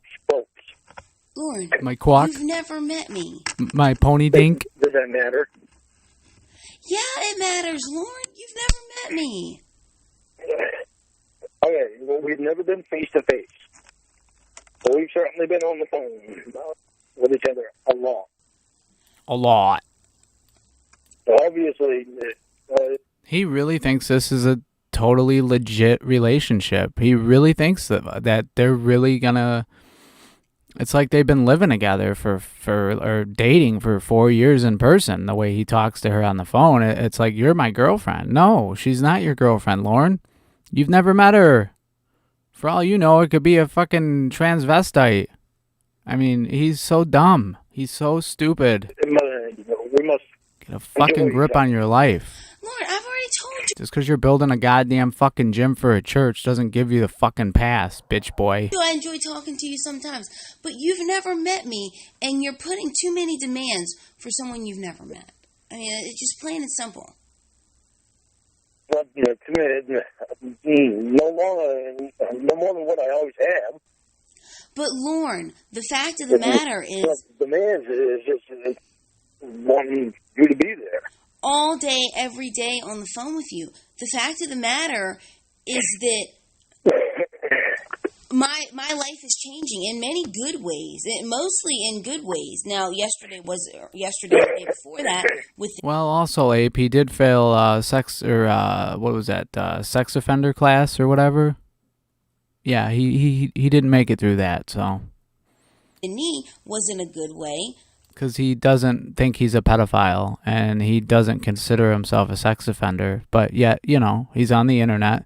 There's more evidence on Lauren probably than any other predator in the world, considering, you know, all the recorded evidence through NBC and the chat log, which was, by the way, hacked, right? It was his computer totally typed by itself like a player piano. Lauren didn't say, he kept saying no the whole time. And him walking in the house, that was like, I don't know, mind control, I guess. But, I mean...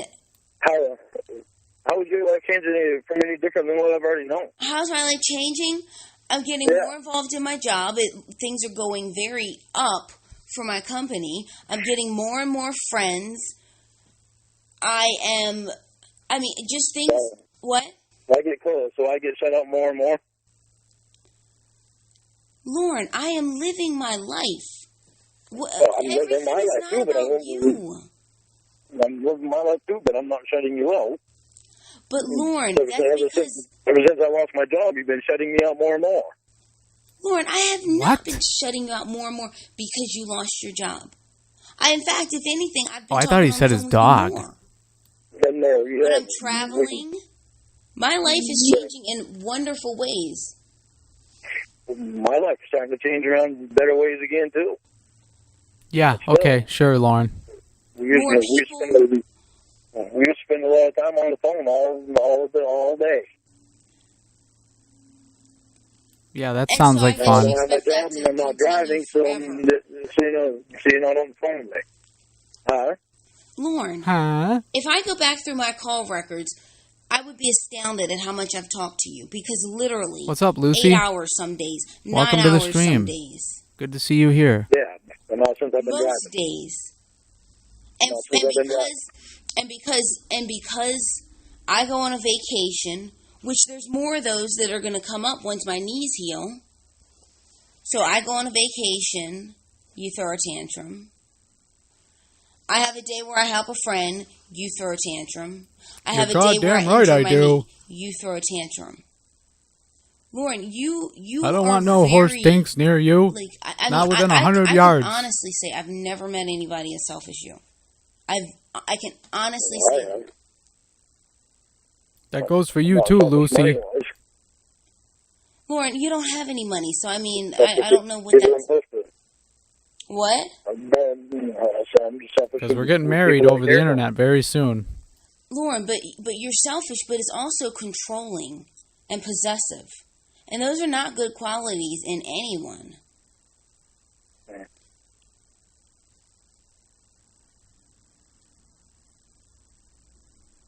I mean, I can't imagine what it would be like. It's not controlling that I'm trying to be. It's just trying to get you to think of me when... You're also very clingy. Huh? I said you're also very clingy. Yeah, that I am. I mean, and those are not healthy. Those are not healthy. Those are not like attractive or flattering.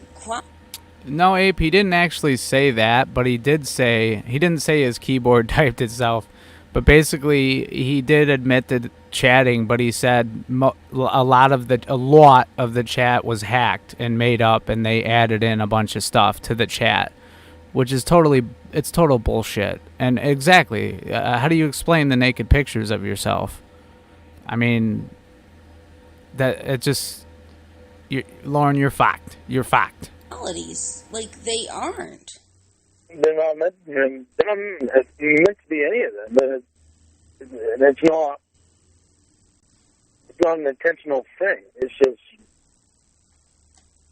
I think about you all the time. And obviously, I have more of my feelings than you do with me. What's up, Chudahan Luke? welcome to the stream, buddy. And yes, Mama Gwen is definitely a thug. I agree. I mean, that's obvious, but Lauren, what I'm saying is that, like, I mean, it's almost like you are never satisfied with what you get. You get 5 hours on the phone one day, and then because the following work day, I spend helping a friend, you explode. I mean, what? Like, I mean, you get literally down near 45 hours on the phone a week. And that's not enough for you. Not anymore, I don't. What? Not anymore, I don't. Holy shit, 45 hours, 40 to 45 hours a week on the phone? That's like a full-time job of talking on the phone with Lauren. Holy shit. Lauren, for the past week, I don't know how that's not anymore, but in a week? When I was driving truck, I did. Lauren, I've talked to you more since you've been fired than since... No, we have not. Lauren, you sit at your house every day. I don't know what you're doing, but you sit at your house every day and you talk... Oh, no, that's cool, Mr. Peanut Butter. That's Amanda James is on there, huh? That's cool. I'm definitely going to watch that later when I'm done with my stream. I got to check that out, but cool. To me on the phone. I'm glad you're back. All day. While I'm doing things that I need to do. I don't sit in my house. I mean, Lauren, I don't know what you do, but I do know that you are... Actually, what am I talking about? God damn it, Mr.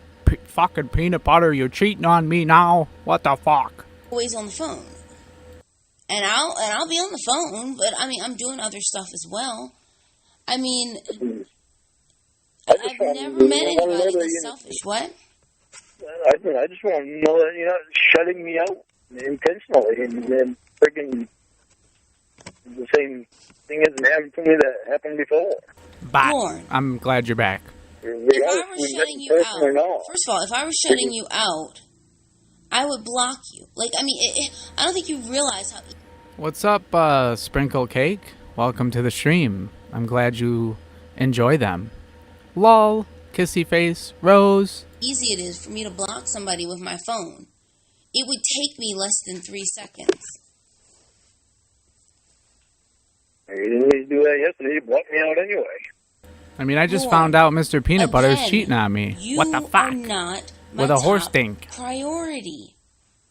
No, but she would have left me a message telling me I have to take care of this stuff. Just let's talk tomorrow. Again, so I can get this stuff taken care of. Saying it only takes a few words. Again, Lauren, when I have parents and family and other people who are in my life who are concerned about what's going on and who I'm having to repeat for each one of them what's going on, getting a wheelchair, getting food because I'm going to be by myself for a half day today, getting different things like that I needed, getting crutches. When I have those things going on, and you already know that I have an injury, it's not like, and you can't even say, oh, well, I didn't know what was going on. I told you in the morning. I told you I had a serious knee injury, and I told you what happened, or I told you how it happened. I know. And I told you that. For that, Mr. Peanut Butter, the only way to reconcile is you're gonna have to come visit me. You're gonna have to get on a plane and come and visit me. What the fuck? Fuck. Cawd. Bye. I had a doctor's appointment. That is all that you needed to know. I texted you. But Lauren, that's all that you needed to know.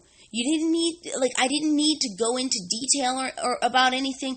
I didn't need to do any of that because you knew what was happening. There's nothing you could do. There was literally nothing that you could do.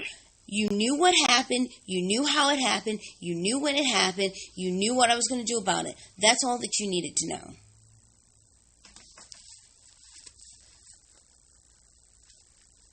There's this word not knowing.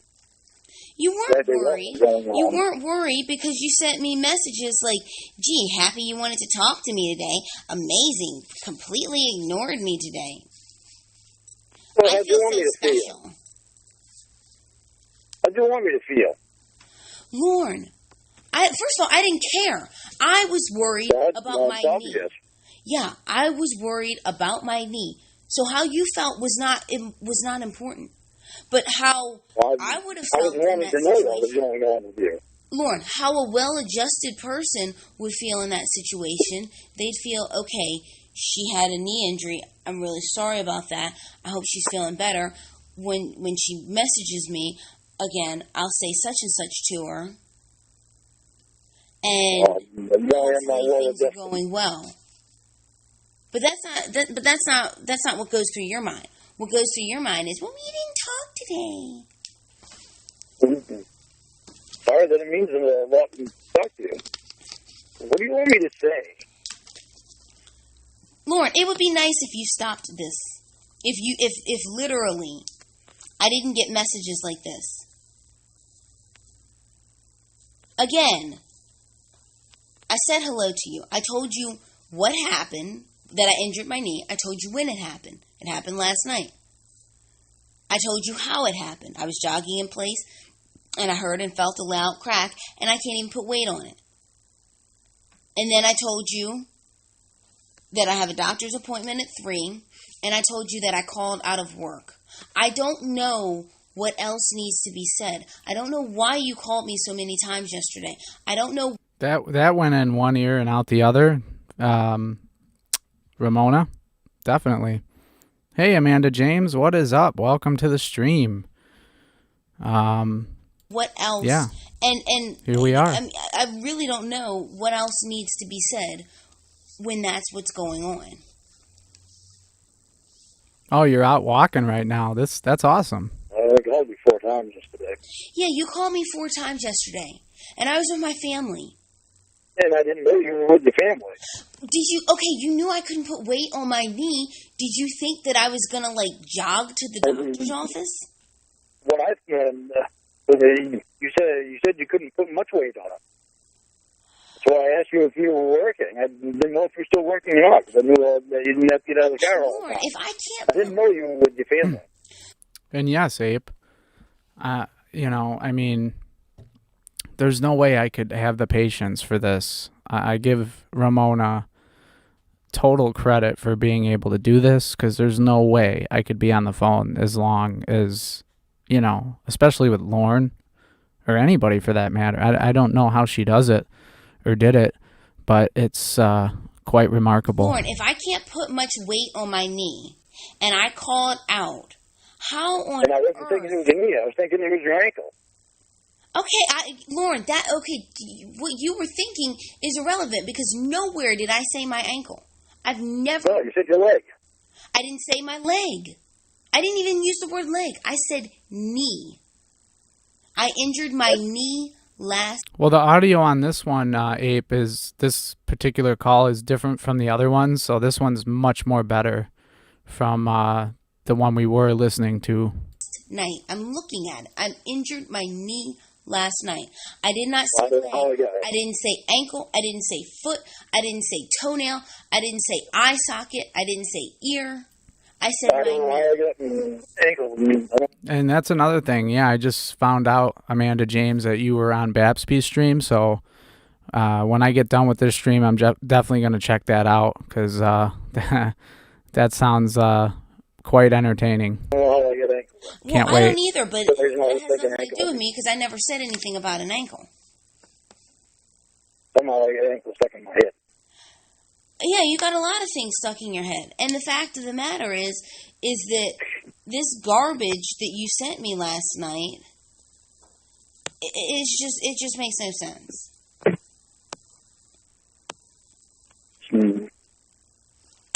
I was worried about us losing the closeness that we've had. Yeah, and you know what? It really concerns me. I'm worried about being barely a quarter of the way through my life and having arthritis and knee problems, okay? There's a huge difference between our worries. You're worried about someone who you've never even met not talking to you on the phone, and I'm worried about my physical body and how being at the age I am right now, how this could affect me for the rest of my life or down the road. Okay? And that is a way more important priority than you.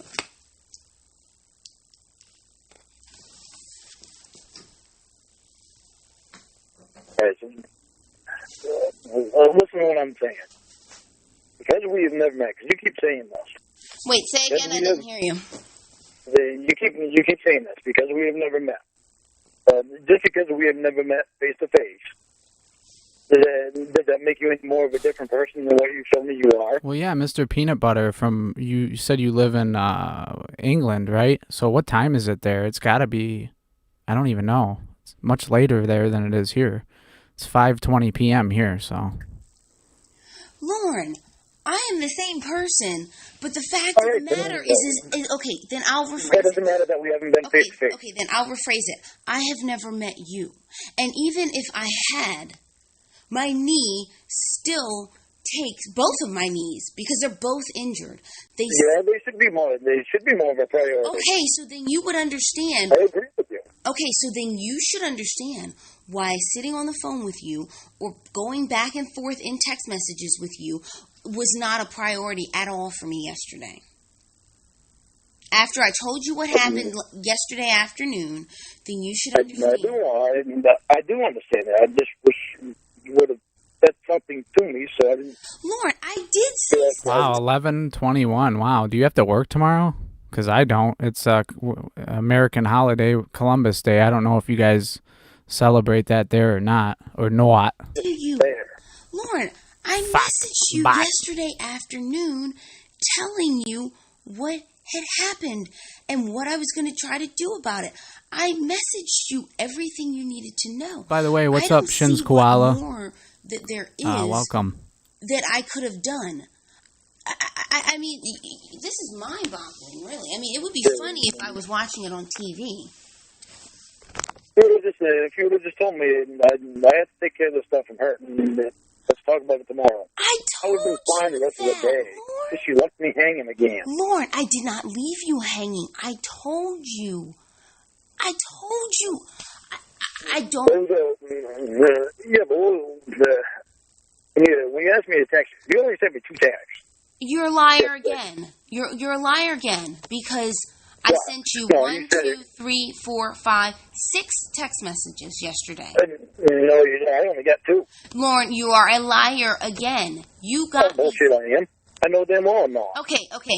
You asked me to please text, and I text. So, maybe there was 3. There might have been 3. No, Lauren, it was 6. And I'm going to read them back to you so that you know that it was 6. And I can even send you a screenshot. I don't know if you'll be able to see it on your flip phone, but I can send you a screenshot. This is exactly what was said yesterday. You called me, and then I said, I'm busy at the moment, please text me. And then you said good morning.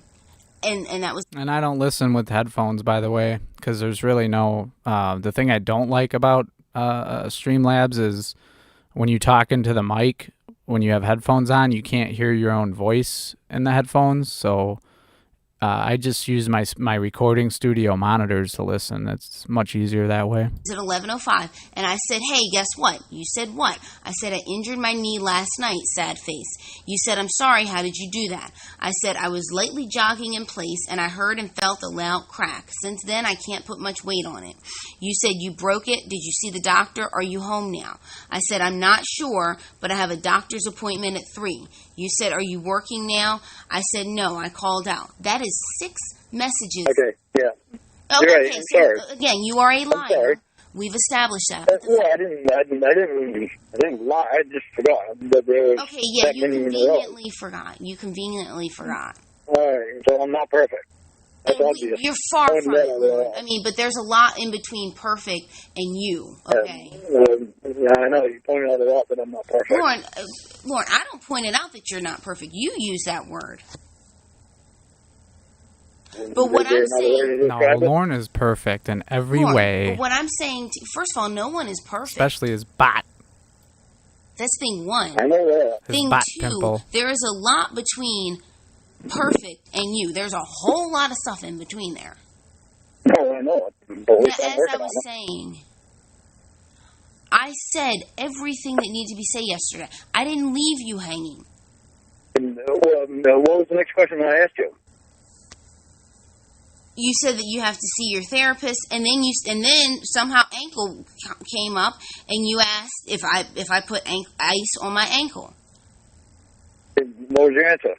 I didn't respond. There you go. I didn't respond. First of all, it's not important if I put ice on my ankle. Did you respond the rest of the day? No, I didn't. And you know why? Because I had a knee injury, and around noon is the time that things started happening. Around noon is the time that I started getting involved and getting in touch with family and with actual people who are here around me, and things started happening as far as me getting a wheelchair, as far as me going to the doctor, as far as me getting food. Things. I'm sorry, because you used to tell me things. You used to keep me updated. Lauren, I did update you. I don't know Updated. what Lauren, there is nothing. That's a requirement with Lauren. There's nothing you could do from Maine to help me. There's nothing at all. Okay? That being the case, I needed to focus yesterday on people who were helping me and who could help me and make sure that they were up to date. And that includes... I didn't even know that your family was there. I told you that earlier. I told you that earlier today. And honestly, I don't know how you... And by the way, Amanda James, if you are walking you said you're walking your dog. I hope you're not listening to this on headphones. I hope you have like one of those huge Bluetooth speakers like set at 10 so anybody that you walk by can hear this. That would be super awesome. Would have expected me... I really don't know how you would have expected me to go to the doctor on my own. All I had in my mind was ankle. For some reason, that ankle popped in my mind. That's why I asked you if you broke it. Lauren, okay, you have a lot of things in your mind, but there was no reason for you to have ankle in your mind because I never said ankle. But let's just go with that, okay? I had an ankle injury. I didn't, but let's just go with that. Okay, it's still a joint in my body that is important to the function of your body and legs. I know. I mean, it doesn't matter if it was my ankle. It doesn't matter if it was my knee. It doesn't matter if it... I know, Abe. We're all just a bunch of weirdos. That's what we are. And deciding to go down this little Lornography rabbit hole sort of late in the game after everybody else has been doing this for a couple years, I enjoy it. It's fun. Especially with you guys here in the room. It's something I never thought would happen. So I figured that I'd just be making the live streams and maybe people would watch it afterwards. And, well, it goes to show that a lot of people like Lornography, and I like it too. It was my hip. It doesn't matter. I'm going to keep doing it as long as I can. The glands in my underarm that were preventing me from lifting my arm. The fact of the matter is that I had traumatic injury and I needed help from my family, from my friends, and I got it. And no, messaging back and forth with you was not a priority. I made sure that you knew what happened, that you knew when it happened, that you knew what I was going to do about it. I made sure that the important things you were aware of. But was I going to text back and forth with you about whether I put ankle or put ice on my ankle or anything like that? No, Lauren. Because if I didn't know that your family was there. Okay, I didn't Lauren, know anything. I thought you were at home alone. Lauren, why would I be... Lauren, as many people as I have in my life, why would I be home alone? I don't know. Because you're independent and you don't need everybody for anything. So that's all I was thinking. Lauren. Independent as she is, she probably told people not to come around to help her. It was Roy singing. That's cool. People not to come around to help me. Like, are you even listening to what's coming out? Also, thanks, Dirty Four Door. I'm glad you and everyone else enjoys this. It's fun. Yeah, because I said, as independent as you are, that's probably what you told them. As independent as I am, I told people not to help me. Because what? Mom does that. Are you anxious to I'm touch not my your mom. penis? And second of all, if no kidding, but you're also independent, and I know what. do when you're independent. If I can't put weight on, okay, well then let's go with that. Okay, I'm so You said independent. you couldn't put much weight on her. Okay. So I was like, she must be home by herself. That's what I was thinking. Let's I'm go with sorry. that. Once again, I was wrong again. Since that's your idea, then let's go with that. I was wrong again. I just want to go back because that's obviously not what happened. So you decided that as I was saying, so you decided that I'm so independent that even though I can't put weight on my ankle, or now I'm saying ankle, that even though I can't put weight on my knee, that I decided to have everybody stay home or to not help me. Okay, so that would mean what? That would mean that I'm here by myself in my place, struggling to get around and stumbling around and probably crawling around. And if that was the case, put much weight on. Okay, as I said, That's why if I that employ. was the case, why would you? That's why I implore Amanda James to, get some, big Bluetooth speaker so everybody on the trail where she's walking can hear Lauren and say, "Hey, what are you listening to there?" And then once you explain it, they're probably going to look at you like you're nuts. But that's the best part about it. That I would be available to text back and forth at you. If I was by myself, I would have to be struggling to do things for myself. Therefore, why would I even be going back and forth in messages with you? I really don't want to text you.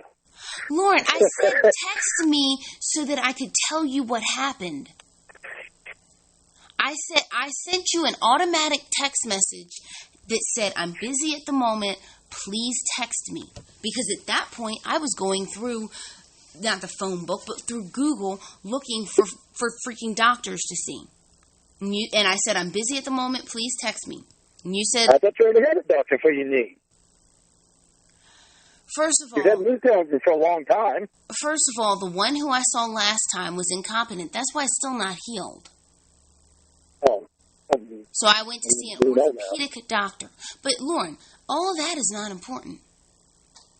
What is important is the fact that yet again, I have something that takes precedence over you, and yet again, you throw a tantrum and send me a bunch of nasty messages. Oh, I wish I had a Lauren puppet. They're nasty. They're just self-centered. Off-centered? Self-centered. Okay, so they weren't nasty, they were off-centered. So since we're going to play the thesaurus game... I said I didn't say off-centered, I said self-centered. Yes, they are self-centered. That's what you are. You are very selfish. That's exactly how you are. I don't mean to. Lauren, but you do it, and you know you do something, and you know that you do it. You're aware of it. I know, you're right. You'll work on that now. Wow, he Lauren. agreed. Good. Lauren, this is how you are, and you've made no effort to change it. Because somewhere in your mind, you still think you're right. I don't know why, but somewhere in your mind, you think that I left you hanging because I didn't message back and forth with you all day after I had a traumatic knee injury. No, that's not how I am. Damn. That's how I am after crap that I've been through. That's what. What, selfish and self-centered? I mean, I can't imagine what it would be like. No, it's not that. No, listen. I know. Once I learned about Roy and heard him in some of the calls, it's like, wow, he is definitely he's definitely an alcoholic for sure. He's hard to understand. He doesn't make sense, and he's just totally shit canned all the time. It seems like to me. No, it's not that. It's because of all the stuff you already know about that I've already told you. It makes me second guess people. And isn't Roy married too? That's what's sad. But here's the thing. I know you haven't given me any reason to second guess you. I know. It's just hard to get out of it after. Yeah, I mean, I've heard these excuses before. But here's the thing, though. Anyone who didn't want to talk to you, especially me, if I have no problem. Right, Ape. She was trying to like talk to him all trying to be sexual with Roy, and Roy didn't even know what was going on. It was great. That was funny.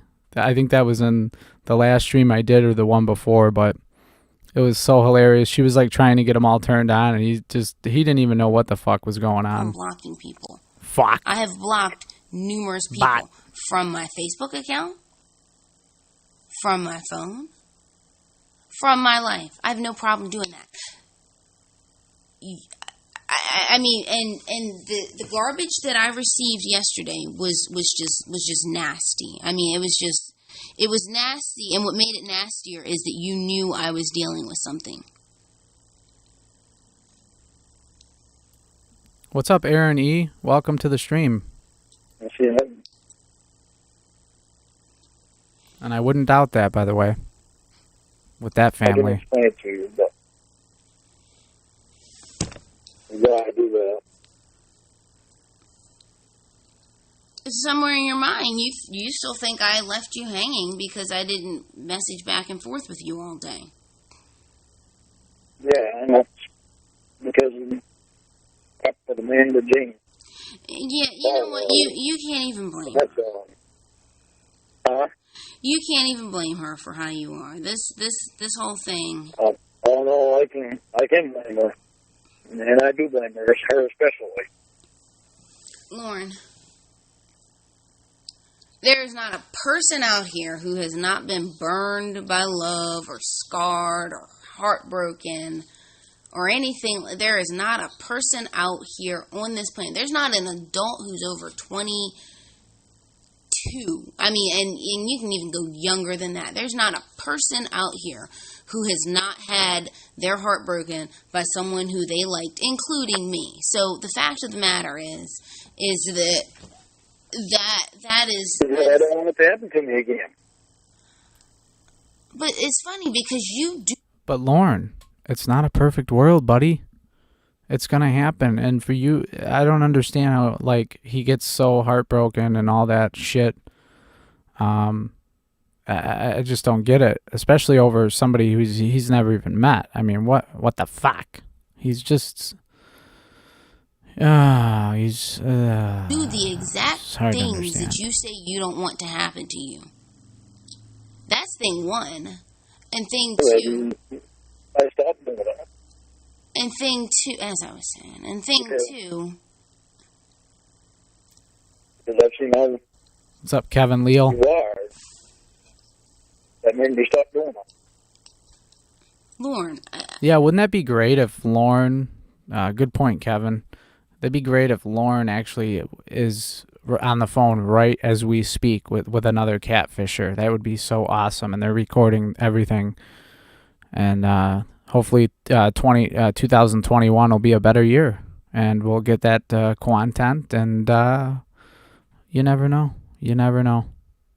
Yeah, it would be a girl from Walmart, probably. Well, if he met somebody in person. But I don't know. I really don't know. Honestly, I mean, if dating girls from the internet is so tough for you, why don't you date someone who lives by you? I mean, because like, why bring this Very drama good point. and nonsense? She's trying to help him right now. Who? Honest?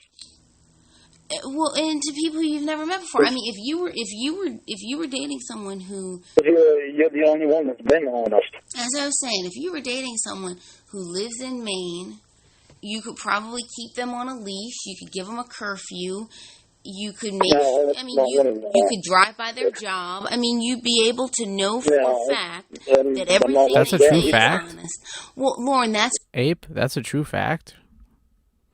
Roy's ex-wife married his stepdad. That is fucked up. Wow. Jeez. Okay, wow. that's what a real life relationship with you looks like. A relationship where you are in person. Really, Lucy? Really? You don't think Lauren is hot? Like smoking hot?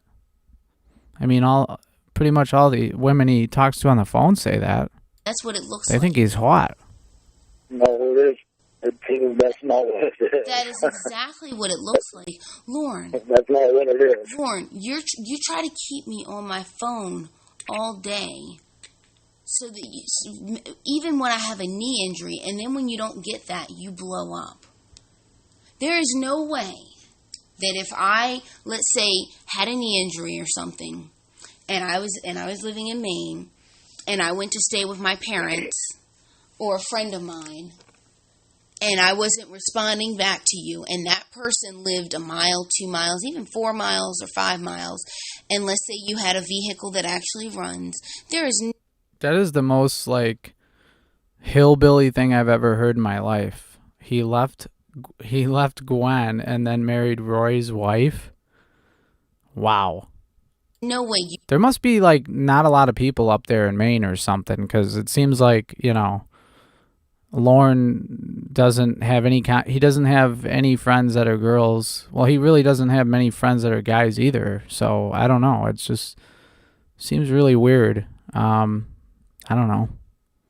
It's probably like Des Moines, Iowa. Like, I remember when I used to play in Des Moines, Iowa, when I was in the band, and we'd be on the road, and some of the places we would play, man, I remember walking into some of these clubs and being like, I am absolutely, definitely 100% the hottest guy in this club. And as well as the other guys in my band. We were like the best looking people in the club. And it was like, what's going on here? you would not be driving by to make sure that I'm there. There's just no way.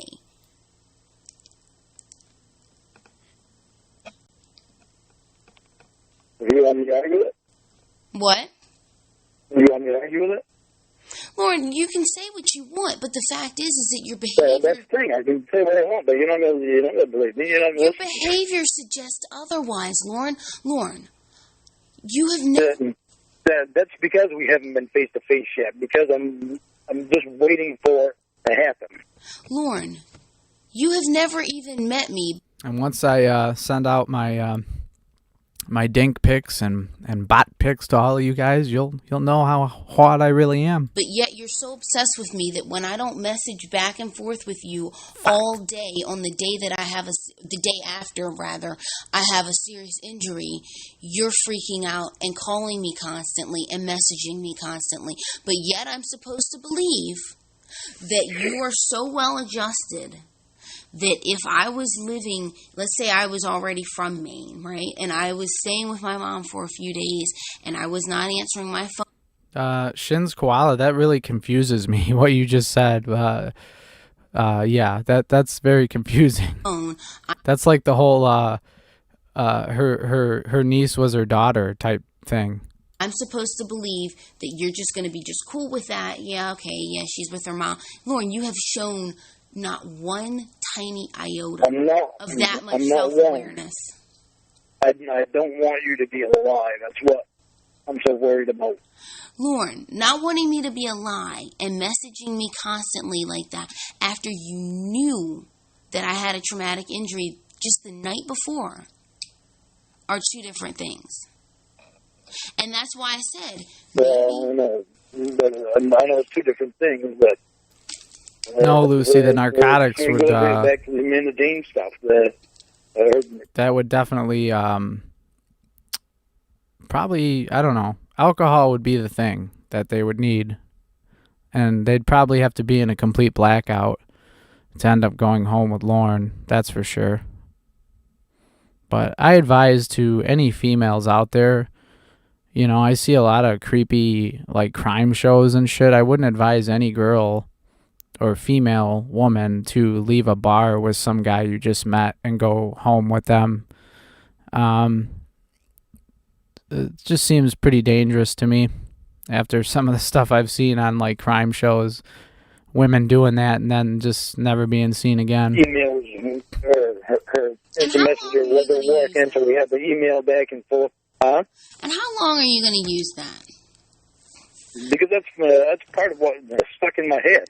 Okay. I'm trying to get it out of there. I'm trying to get it out of there, but not everybody's like that.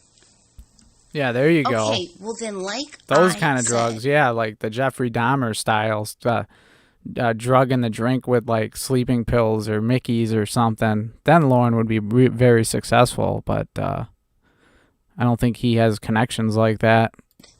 maybe it would be easier for you if you dated someone who was in Maine, and that way you could have them on a ball and chain. You would know that they are, you would know that they're as real I as... don't want them on a ball chain. I just want to know that they're honest with me. Well, okay, you might not get that unless you date someone in Maine. And even then, I genuinely feel sorry for them, because you do this, but you'd be in person doing this. No, I wouldn't do it. As long as I know they're honest with me, I don't have the problem. Lauren, but the fact of the matter is that them being honest with you... The fact of the matter is, I'm looking for honesty. That idea is completely subjective to what your mind makes it at the time. So you could, so for instance, you could have a girlfriend who lived in Maine, who you knew, let's say she had never had a boyfriend. And let's say she worked at her parents' restaurant or something, and she had a schedule where she gets up in the morning at 7, she's out the door by... Right, Amanda James, and that's scary though. That's really scary, because, and if I was a bartender, I would, if there was a girl who I was serving and I knew she was that messed up, I would absolutely not let that female go home with some random guy. That's for damn sure. By 8, she's at the restaurant by 8:30, and 8:30 a.m. and she's home. She works the early shift. She's home by, let's say, 4:30. She hangs out with you all evening, and then she goes to bed. She gets up and she does it again, and on the weekend she reads and she talks to her grandmother on the phone. Now you could find that, right? And that could be the situation and how things go for 4 months, right? But the one day that let's say she has a new coworker, and she says that she wants to hang out with her coworker. She goes hanging out with her coworker. Your mind begins to run, and you start thinking, well, is this a guy? It does. Well, it does. Well, okay, I'm going to say it doesn't. Then being in It does person, wrong. well, then you've just proven it. Being in person doesn't do shit, because you have a girl who's in person. Here she is. She's already proved. That's true, Lucy. If I was Lauren and I was that desperate, like back in 2007, maybe I would have got a job and maybe got a hooker, if I was a virgin. I don't know. I'm just glad I've never been that desperate and had to do something like that myself. She's devoted to you because she's home every freaking night. But in fact, by 4:30. That certainly would have been a better sting to get caught up in, a prostitution sting with adults rather than, a 13-year-old girl. That's for damn sure. She is home. But then let's say if somebody that's honest with me, then I know they're going to cheat on me. But okay, but lie to me about shit. I don't have a problem with that at all. But the fact of the matter is, you just said that your mind would begin to run wild. So your mind begins to run wild. Yeah, if I was questioning about someone, then... Yeah, you can't trust anybody. And, yeah, I guess you're right, Amanda James. He wants romance, but, I don't see sending pictures of himself peeing outside is romantic, or, being on the phone while he's, taking a shit, and all the stupid stuff that he does. That to me, that's not romance. Because she has a new coworker who she's gonna go hang out with after work. Even though every single day for 4 months she's been home with you after work. She has a coworker who she clicks with, and she wants to go hang out with him. You wonder if, this might be a guy. And Lauren, the fact of the matter is, okay, so she says she's going to, let's say she says she's going to dinner with the girl. your mind begins to run wild. There is no way in hell that you sit at home with a mind wandering. You go drive by the restaurant that she says she's going to. You very well might wait outside and to see if she comes out with a guy or a girl. You ever see the show Cheaters?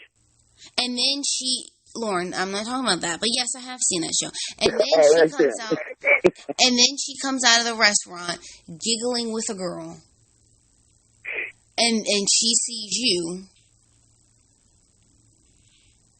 I mean, Lauren, there is no scenario in which a woman is not kept on a ball and chain if she's with you. Whether it's I'm hundreds of miles away, and you try to keep me on a ball and chain. If you had someone who lived with you, I can't imagine.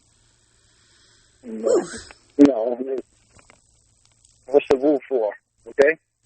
I just said woo because I'm just thinking about this whole thing. You're thinking too hard. Why would I want to live someone that I don't trust? Lauren, but see, here's the thing. With you, trust is relative. No, it's not that. It's relative. Oh, it is. It's earned. It's relative because here's the thing. It's no different with me than it is with you. Trust is earned. Oh, earned. With anybody, trust is earned, but it's also relative because here's the thing. It depends on the situation, not the person, but the situation. For instance, now, most women. Okay, for instance, let me give you a for instance. Okay, give me a for instance. Okay.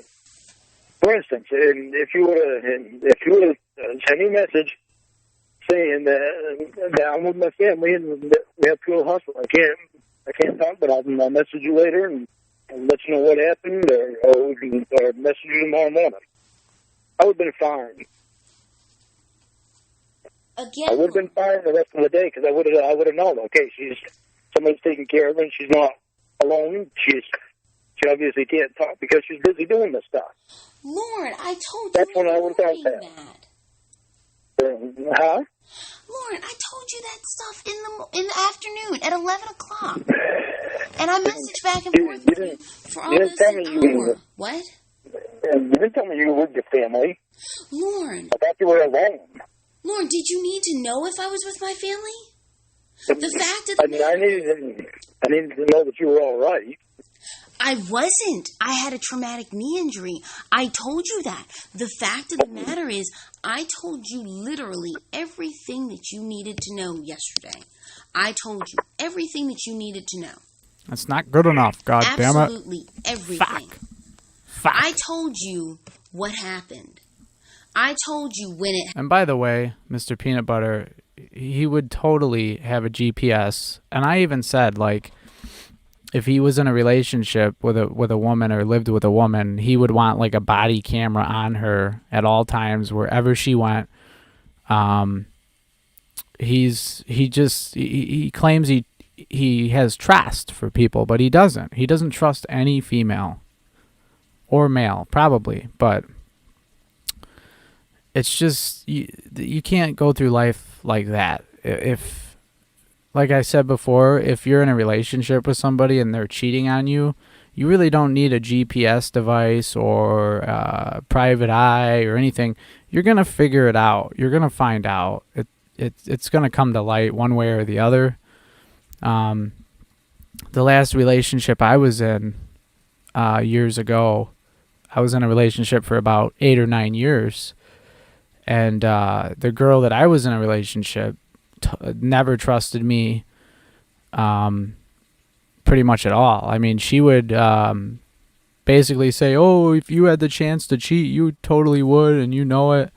And I'm like, what are you talking about? Like, no, I'm not a cheater. I've never cheated on anybody before. She was just, she was almost, I have to say, kind of like Lauren in a way. Female version. Of course, she was more attractive than Lauren, but she would go through my phone all the time and just crazy shit. And that's no way to go be in a relationship, and I had to get out, and I did, because nobody's going to run my life, and that's not how a relationship works. It's a two-way street. You have to trust each other. You have to be with somebody who you trust. If you don't trust somebody, you don't be in a relationship with them. End of story. Happen. I told you how it happened. I told you little words one of wisdom. the effects of it. Only if Lauren could hear that. The only thing I didn't mention was the excruciating pain I was in. Fuck. But I told you that I couldn't even put weight on it. I told you that I had a doctor's appointment. And I told you I was not working. I don't see why or how you needed to know what I was doing with my family, where I was.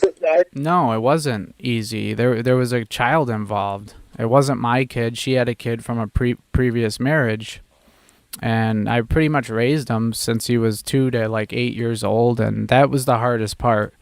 Breaking up with her didn't bother me one bit, and I didn't break up with her. I wore her down, and she ended up breaking up with me.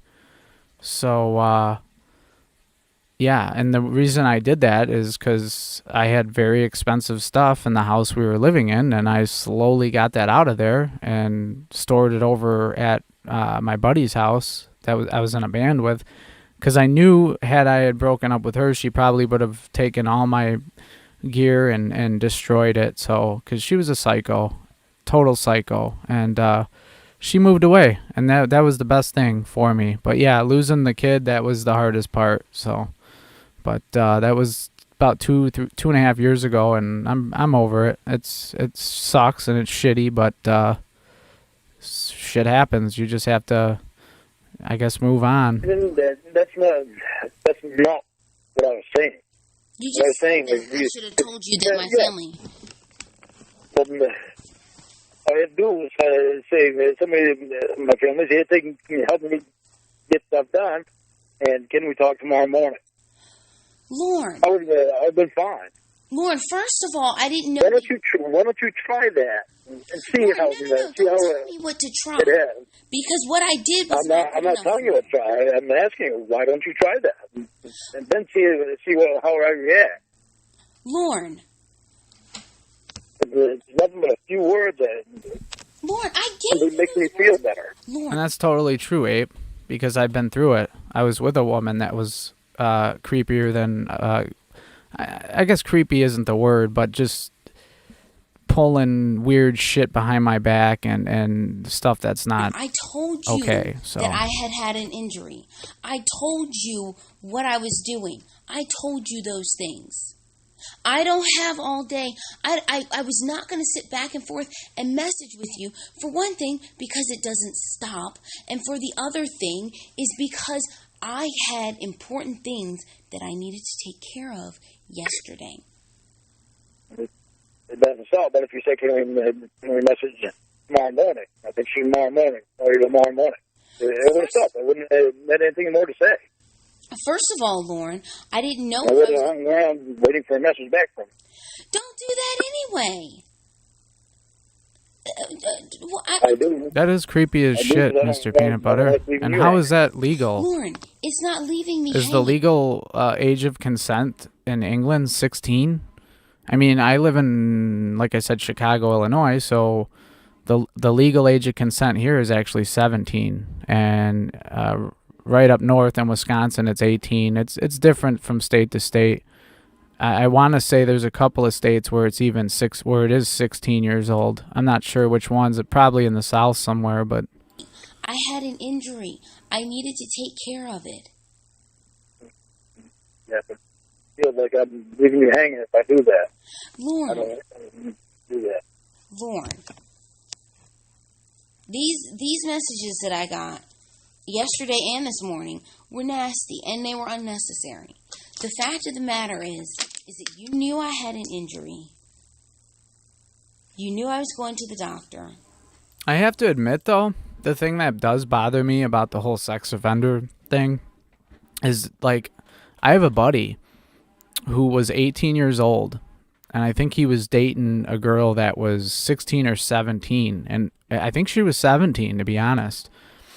And it was in Wisconsin, and her parents didn't like him for some reason, and they called the police, and now he's a registered sex offender, and stuff like that. I think is kind of ridiculous. It's stupid. I mean, for example, what's weird, like my parents, for example, my dad was like 23 and my mom was 16 when they started dating, you know, but this was way back in the 70s, so I guess that times were different back then. And plus my mom's family really liked my dad, so it wasn't a problem. But yeah, it's certain circumstances are just. And the other thing too is like they had to change a lot of laws with sending naked pictures, because there was a lot of kids like 14, 15 years old exchanging nude photos on, you know, through text or whatever. And if they got caught, they literally became sex offenders at the age of 14 or 15 for producing child porn. And because it was so common, there was a cop buddy of mine that told me that they had to like tweak the laws for that to stop. You knew that I had important things to take care of. And yet you leave these messages. Yet you message me repeatedly.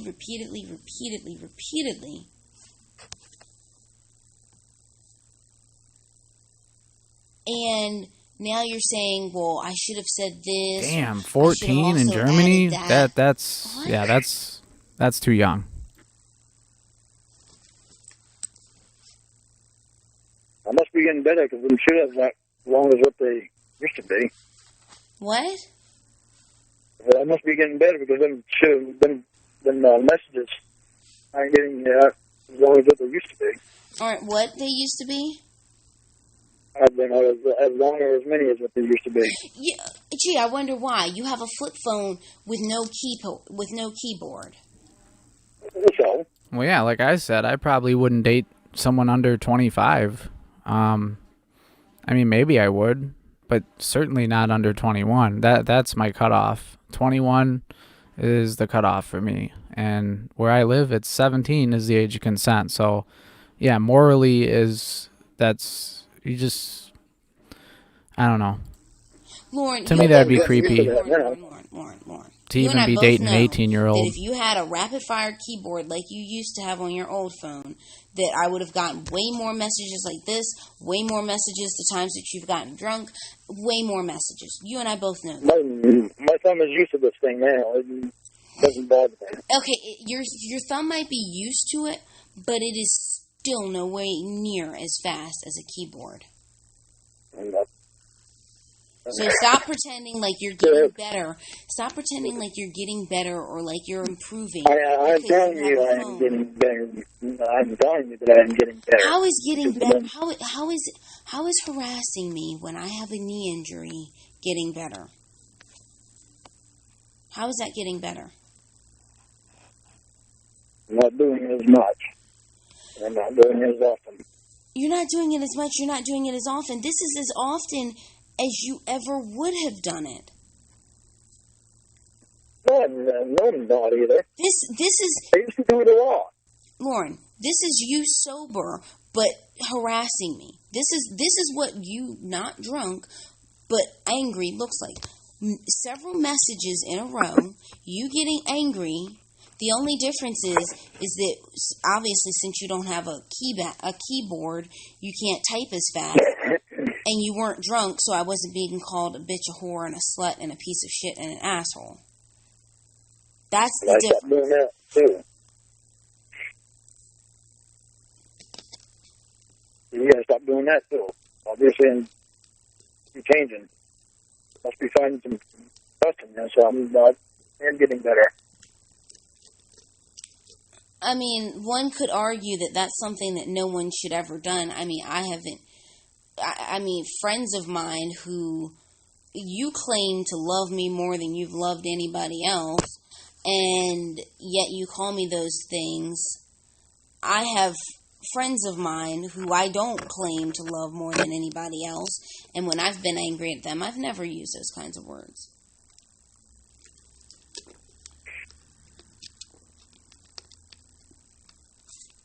Well, I just try of it scares me because I do love you so much. Well, one could... That does scare me. Lauren, the I behavior... don't know, you can tell you it doesn't, because it does. Your words say love, but your behavior doesn't. And that's where the problem is. I love you. It's a protection thing.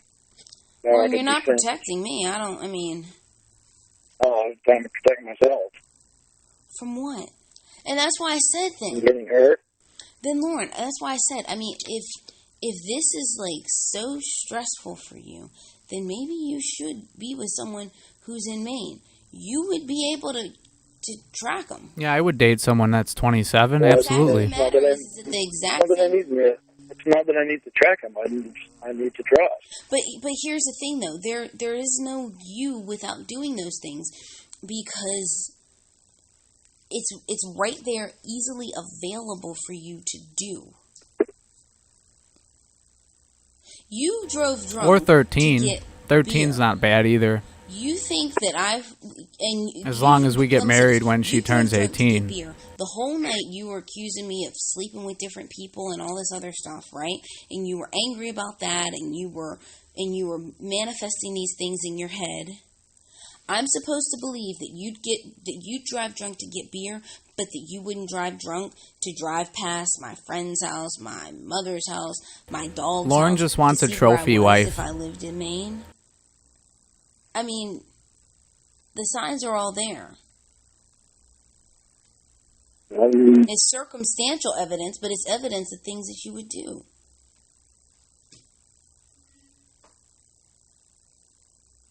And we both know things that I would do. Because if you or I were face to face and we were living with each other, even if we weren't living with each other, I can get a trust in you that I haven't been able to have in a long time. A lot of it scares me because I'm worried about getting hurt and you not being on that pedestal. But here's the thing, though. The idea of me, or honestly any other girl, living with you, it does frighten me. And I'm going to tell you why. Because these things don't... Could you imagine living in that trailer with Lauren? Could you imagine that? You know? It's like corroded with mold and dust and probably, Lauren's seed everywhere. Probably hasn't changed his bed sheets in like a year and a half. Ooh. Stop. They escalate. And this love that you say that you have for me, if I was there, you would say it's even stronger, and therefore you would be even more possessive and even more controlling and even more... No. I disagree with it. What? I disagree with that. Lauren, you can disagree all you want, but the fact of the matter is that you've proven it, though. You've proven it. No, what I've proven is what happened to me is I just need somebody that wasn't going to hurt me. But here's the thing, Lauren.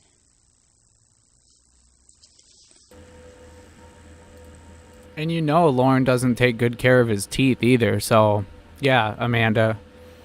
Imagine making out with him after he's smoked a pack of cigarettes and probably hasn't brushed his teeth in, 3 days.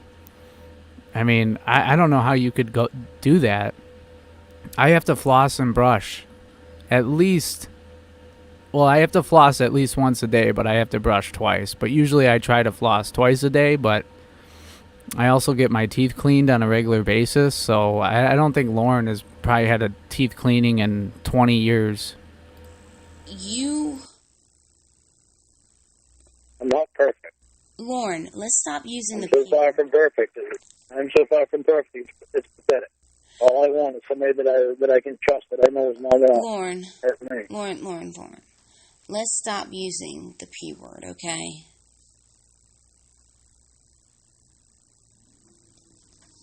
Because the fact of the matter is... Also, if he ever did get a chance to kiss a girl, it would be like the scene in Dumb and Dumber where Jim Carrey's making out with, his dream girl in the movie. That would be Lauren. He probably doesn't. He probably doesn't even know how to kiss a girl. Is that no one it's is so perfect, disgusting. but I can give you examples of a lot of boyfriends that my friends have had, and even that I have had, who weren't perfect, but who are good guys who don't make women feel threatened and like they're under control. I don't want to make you feel that way.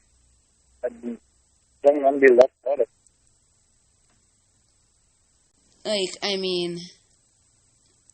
The fact of the matter is, Lauren, is that anyone who's around you is going to feel that way, especially, I genuinely do. And me too. I'll have a cigarette once in a while. I used to smoke a lot when I was younger, but not much anymore. Once the price of cigarettes went from $5 to $5.50, I was like, yeah, I'm done. No more. So, but once in a while, if, I'll have a smoke, but I'm not hooked. I don't buy them anymore. Let's put it that way. This is something that you really need to think about, because I can't tell the future, but one thing that I think is that if you end up with a girl who lives in Maine or something like that, no matter who it is, I don't see how it's a safe situation for her, because what would happen is that you would make her your entire world. You'd make this girl your entire world. And the moment that something happened that was out of the ordinary, you would start wondering, checking up. It's usually rare to see a 22-year-old guy dating a much older woman. I haven't really seen that very much. I'm sure it happens, but I don't know. That'd be weird. You're right, Amanda. Up on her. It'd be weird both that's both just ways. Dangerous behavior and unhealthy behavior. And would I be completely wrong? You said you've seen the show Cheaters. Lauren, I've seen the show Cheaters. People sometimes cheat. That's what happens. You have done it to me. I had red flags with freaking Amanda James and Cawl, too.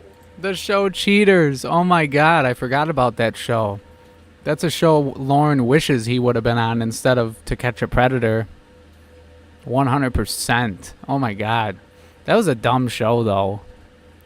It was like, they would catch the person cheating, because they already knew. Because if they hired this private eye, they already had an idea that the person was cheating, right? There was never one guy or girl on the show that wasn't cheating. And it's just... Yeah, and then they would have this overstaged, reaction of crying and, oh my God, he's cheating. Ah. It's like, shut the fuck up. Get over it. You got to get out of that relationship. But what's up, Omega? Welcome. And there have been red flags with you, because you have had your online conquests since knowing me. Yeah. So, yeah, I've seen the show Cheaters, but the fact of the matter is that you... then, Lauren, if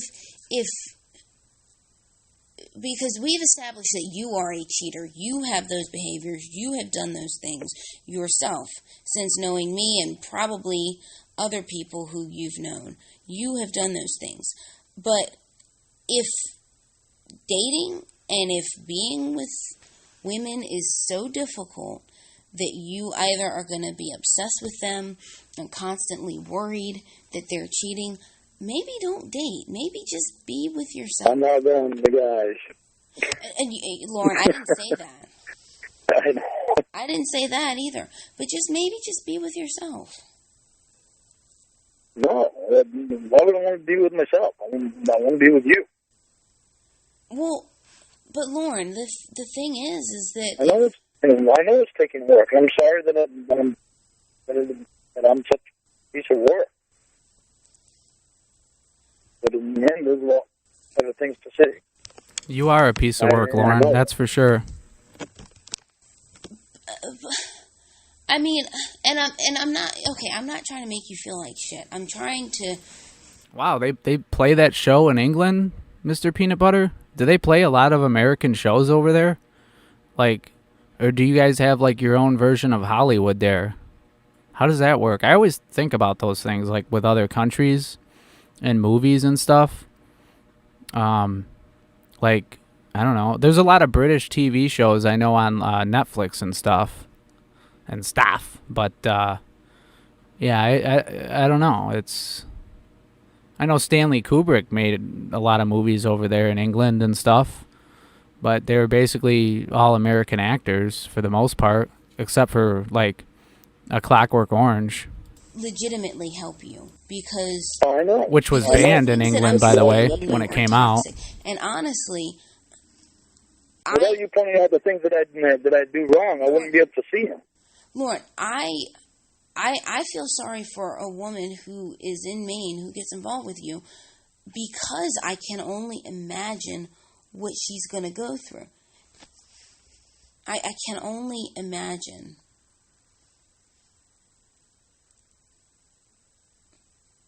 Different person. Lauren,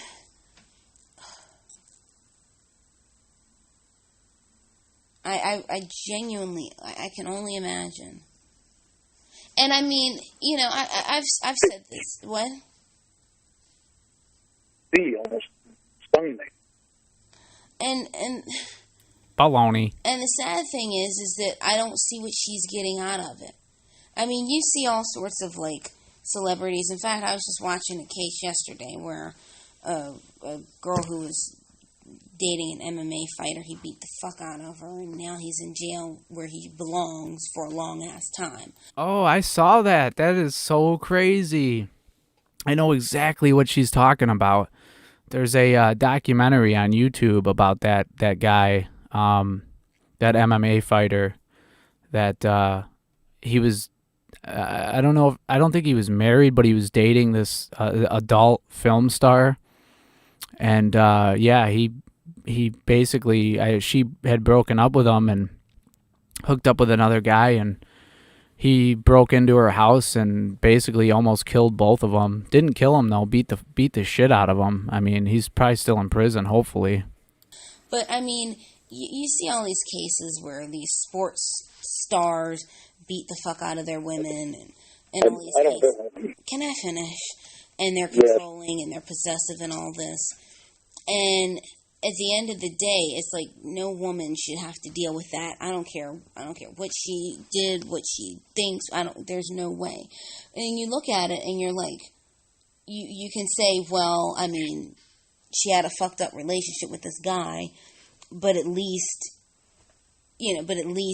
she was driving Bentleys while she was doing it. At least she was living in a mansion. I mean, you say that as it's like a consolation prize. Okay, you know, she dealt with this horrible, horrible person, but at least while she was dealing with them, at least she was well taken care of. But I mean, it's like with you, I can't even say that. Like, I mean, if you were dating a girl in Maine, when she's dealing with this, I can't even say, well, at least there's this consolation prize, because I don't even see what it would be. It would be a good guy. Lauren, how is it a good guy when you're doing this stuff? At least I talk to you. At least I talk to you about stuff. Right, Lauren is he's a great guy, because he likes to talk to her about stuff. So unbelievable. He's so delusional. Delusion. Me. I am. Fuck. Lauren, that's funny. At least I listen to you. Lauren, how is it you don't listen to me because you thought good I had he's in injured prison my for ankle life. when I injured my knee? Amanda? I don't know. I do listen to you. I probably read it, but all I could think for some reason was your ankle. Lauren, how is it a good guy when I'm getting all these messages after having a knee injury? Am I a bad guy? Lauren, I don't know what you are. Yes, you are a bad guy, Lauren. Oh, boy. Look at what you've given me to work with. I know. I didn't say I'm not for that. I mean, Lauren, You didn't tell me not to. You didn't tell me not to call you a bitch and the C word and when I was drunk. You didn't tell me, so that's why I did it. And when you come to meet me when I get drunk and I slap you in the face, it's okay. Because you never told me and I was drunk. Lauren, okay, then let me ask you a question. Let me ask you a question. Be honest, because, I mean, I think the answer's obvious. But let me ask you a question, okay? All right. Let's say that my mom knew nothing about you, which she doesn't. But let's say that, okay, so she knows nothing about me. You and I started talking in December, November, something like that. She knows nothing about you. Let's say that my mom, and it's not hard to imagine her doing this, was going through my phone. That's my mom. I wouldn't be surprised if she did. I wouldn't be surprised if she didn't do it, but I wouldn't be surprised if she did. And she sees you in my phone. Let's say you're listed as under my boyfriend. Let's say I have, like, instead of your name, I just have my boyfriend. And she sees and she reads every single text message that you have ever sent me. Now, she doesn't know about your criminal history. She doesn't know about you. Yeah, I love the crime show. Not all the crime shows, but like a lot of them.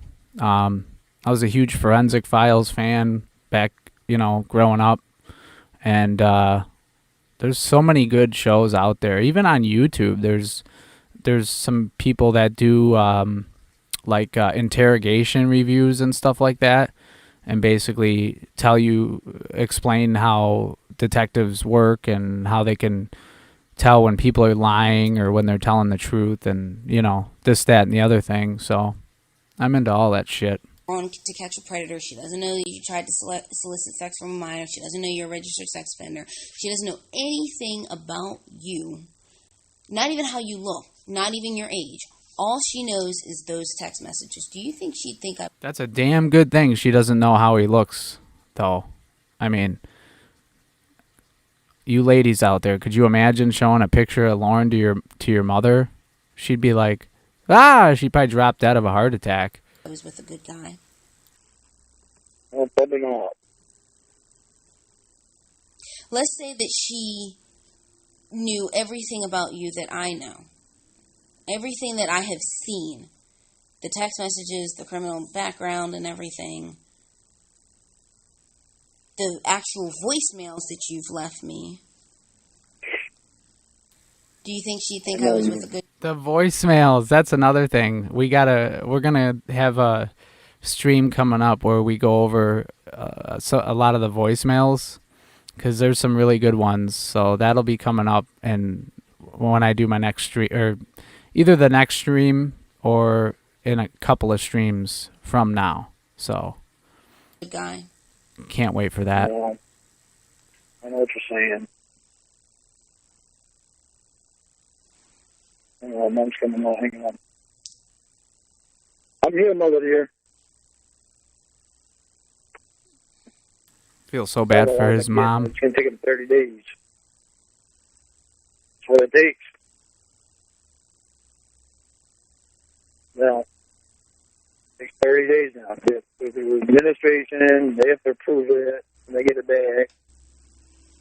So they can expedite it, but it's still 2 or 3 weeks out. I sent them the bill up, but I got to fill the application out. I got to get it up on the flight, saying that he's waiting for me to get it up to get to continue. It's not bothering, no reason to bother about it. That time I have my friggin' unemployment. I cannot believe that Lauren just... Someone said in the stream a few streams back that Lauren works 9 months somewhere, so he can either get fired and then collect unemployment and not work and say that, aren't you glad I quit my job today? He's just, and the fact that he thought he told his mom that he was gonna make it rich on the internet. Oh man, that shit's fucking hilarious. The fact that he told his mom that. Oh, it's great. I thought they were supposed to bring you this afternoon. Lauren, go spend time with your mom. No. We call back, okay? Yeah, No. Fuck no. Oh wow, I thought he was gonna get mad there. go spend time with your mom. All right. Alrighty. Well, that's the end of that call. And I've been streaming now for 3 hours and 5 minutes, so unfortunately I'm going to have to wrap up the stream for today. I have some other things I have to work on here, and I've also been chopping up some audio in my studio for my stream. Some, Lauren stuff and other predators and whatnot. But I just want to say thank you to everybody, like Lauren's dad, Ape, Mr. Peanut Butter, Mary, Amanda James, T. Davis, Lucy, and everybody else in the room. So you guys enjoy the rest of your Sunday, and if you have tomorrow off for Columbus Day, enjoy your day off. And yeah, I will see you guys hopefully in the next couple of days for sure. I'll be doing another stream. So all right, that wraps it up. And thank you, Cahootin' with Emma, and anybody else I missed. T. Davis, you guys are great. So, and I'm gonna go ahead, Amanda James. I'm gonna go watch the stream you did with Babsby and check that out. Can't wait to hear that. I think it was a chat log read, someone said. So yeah, I'm not gonna quit this job, Cahootin'. This job that I have here is it's great. It's fun. So anyhow, I will see you guys in a couple days. So all right, have a good night. Over and out.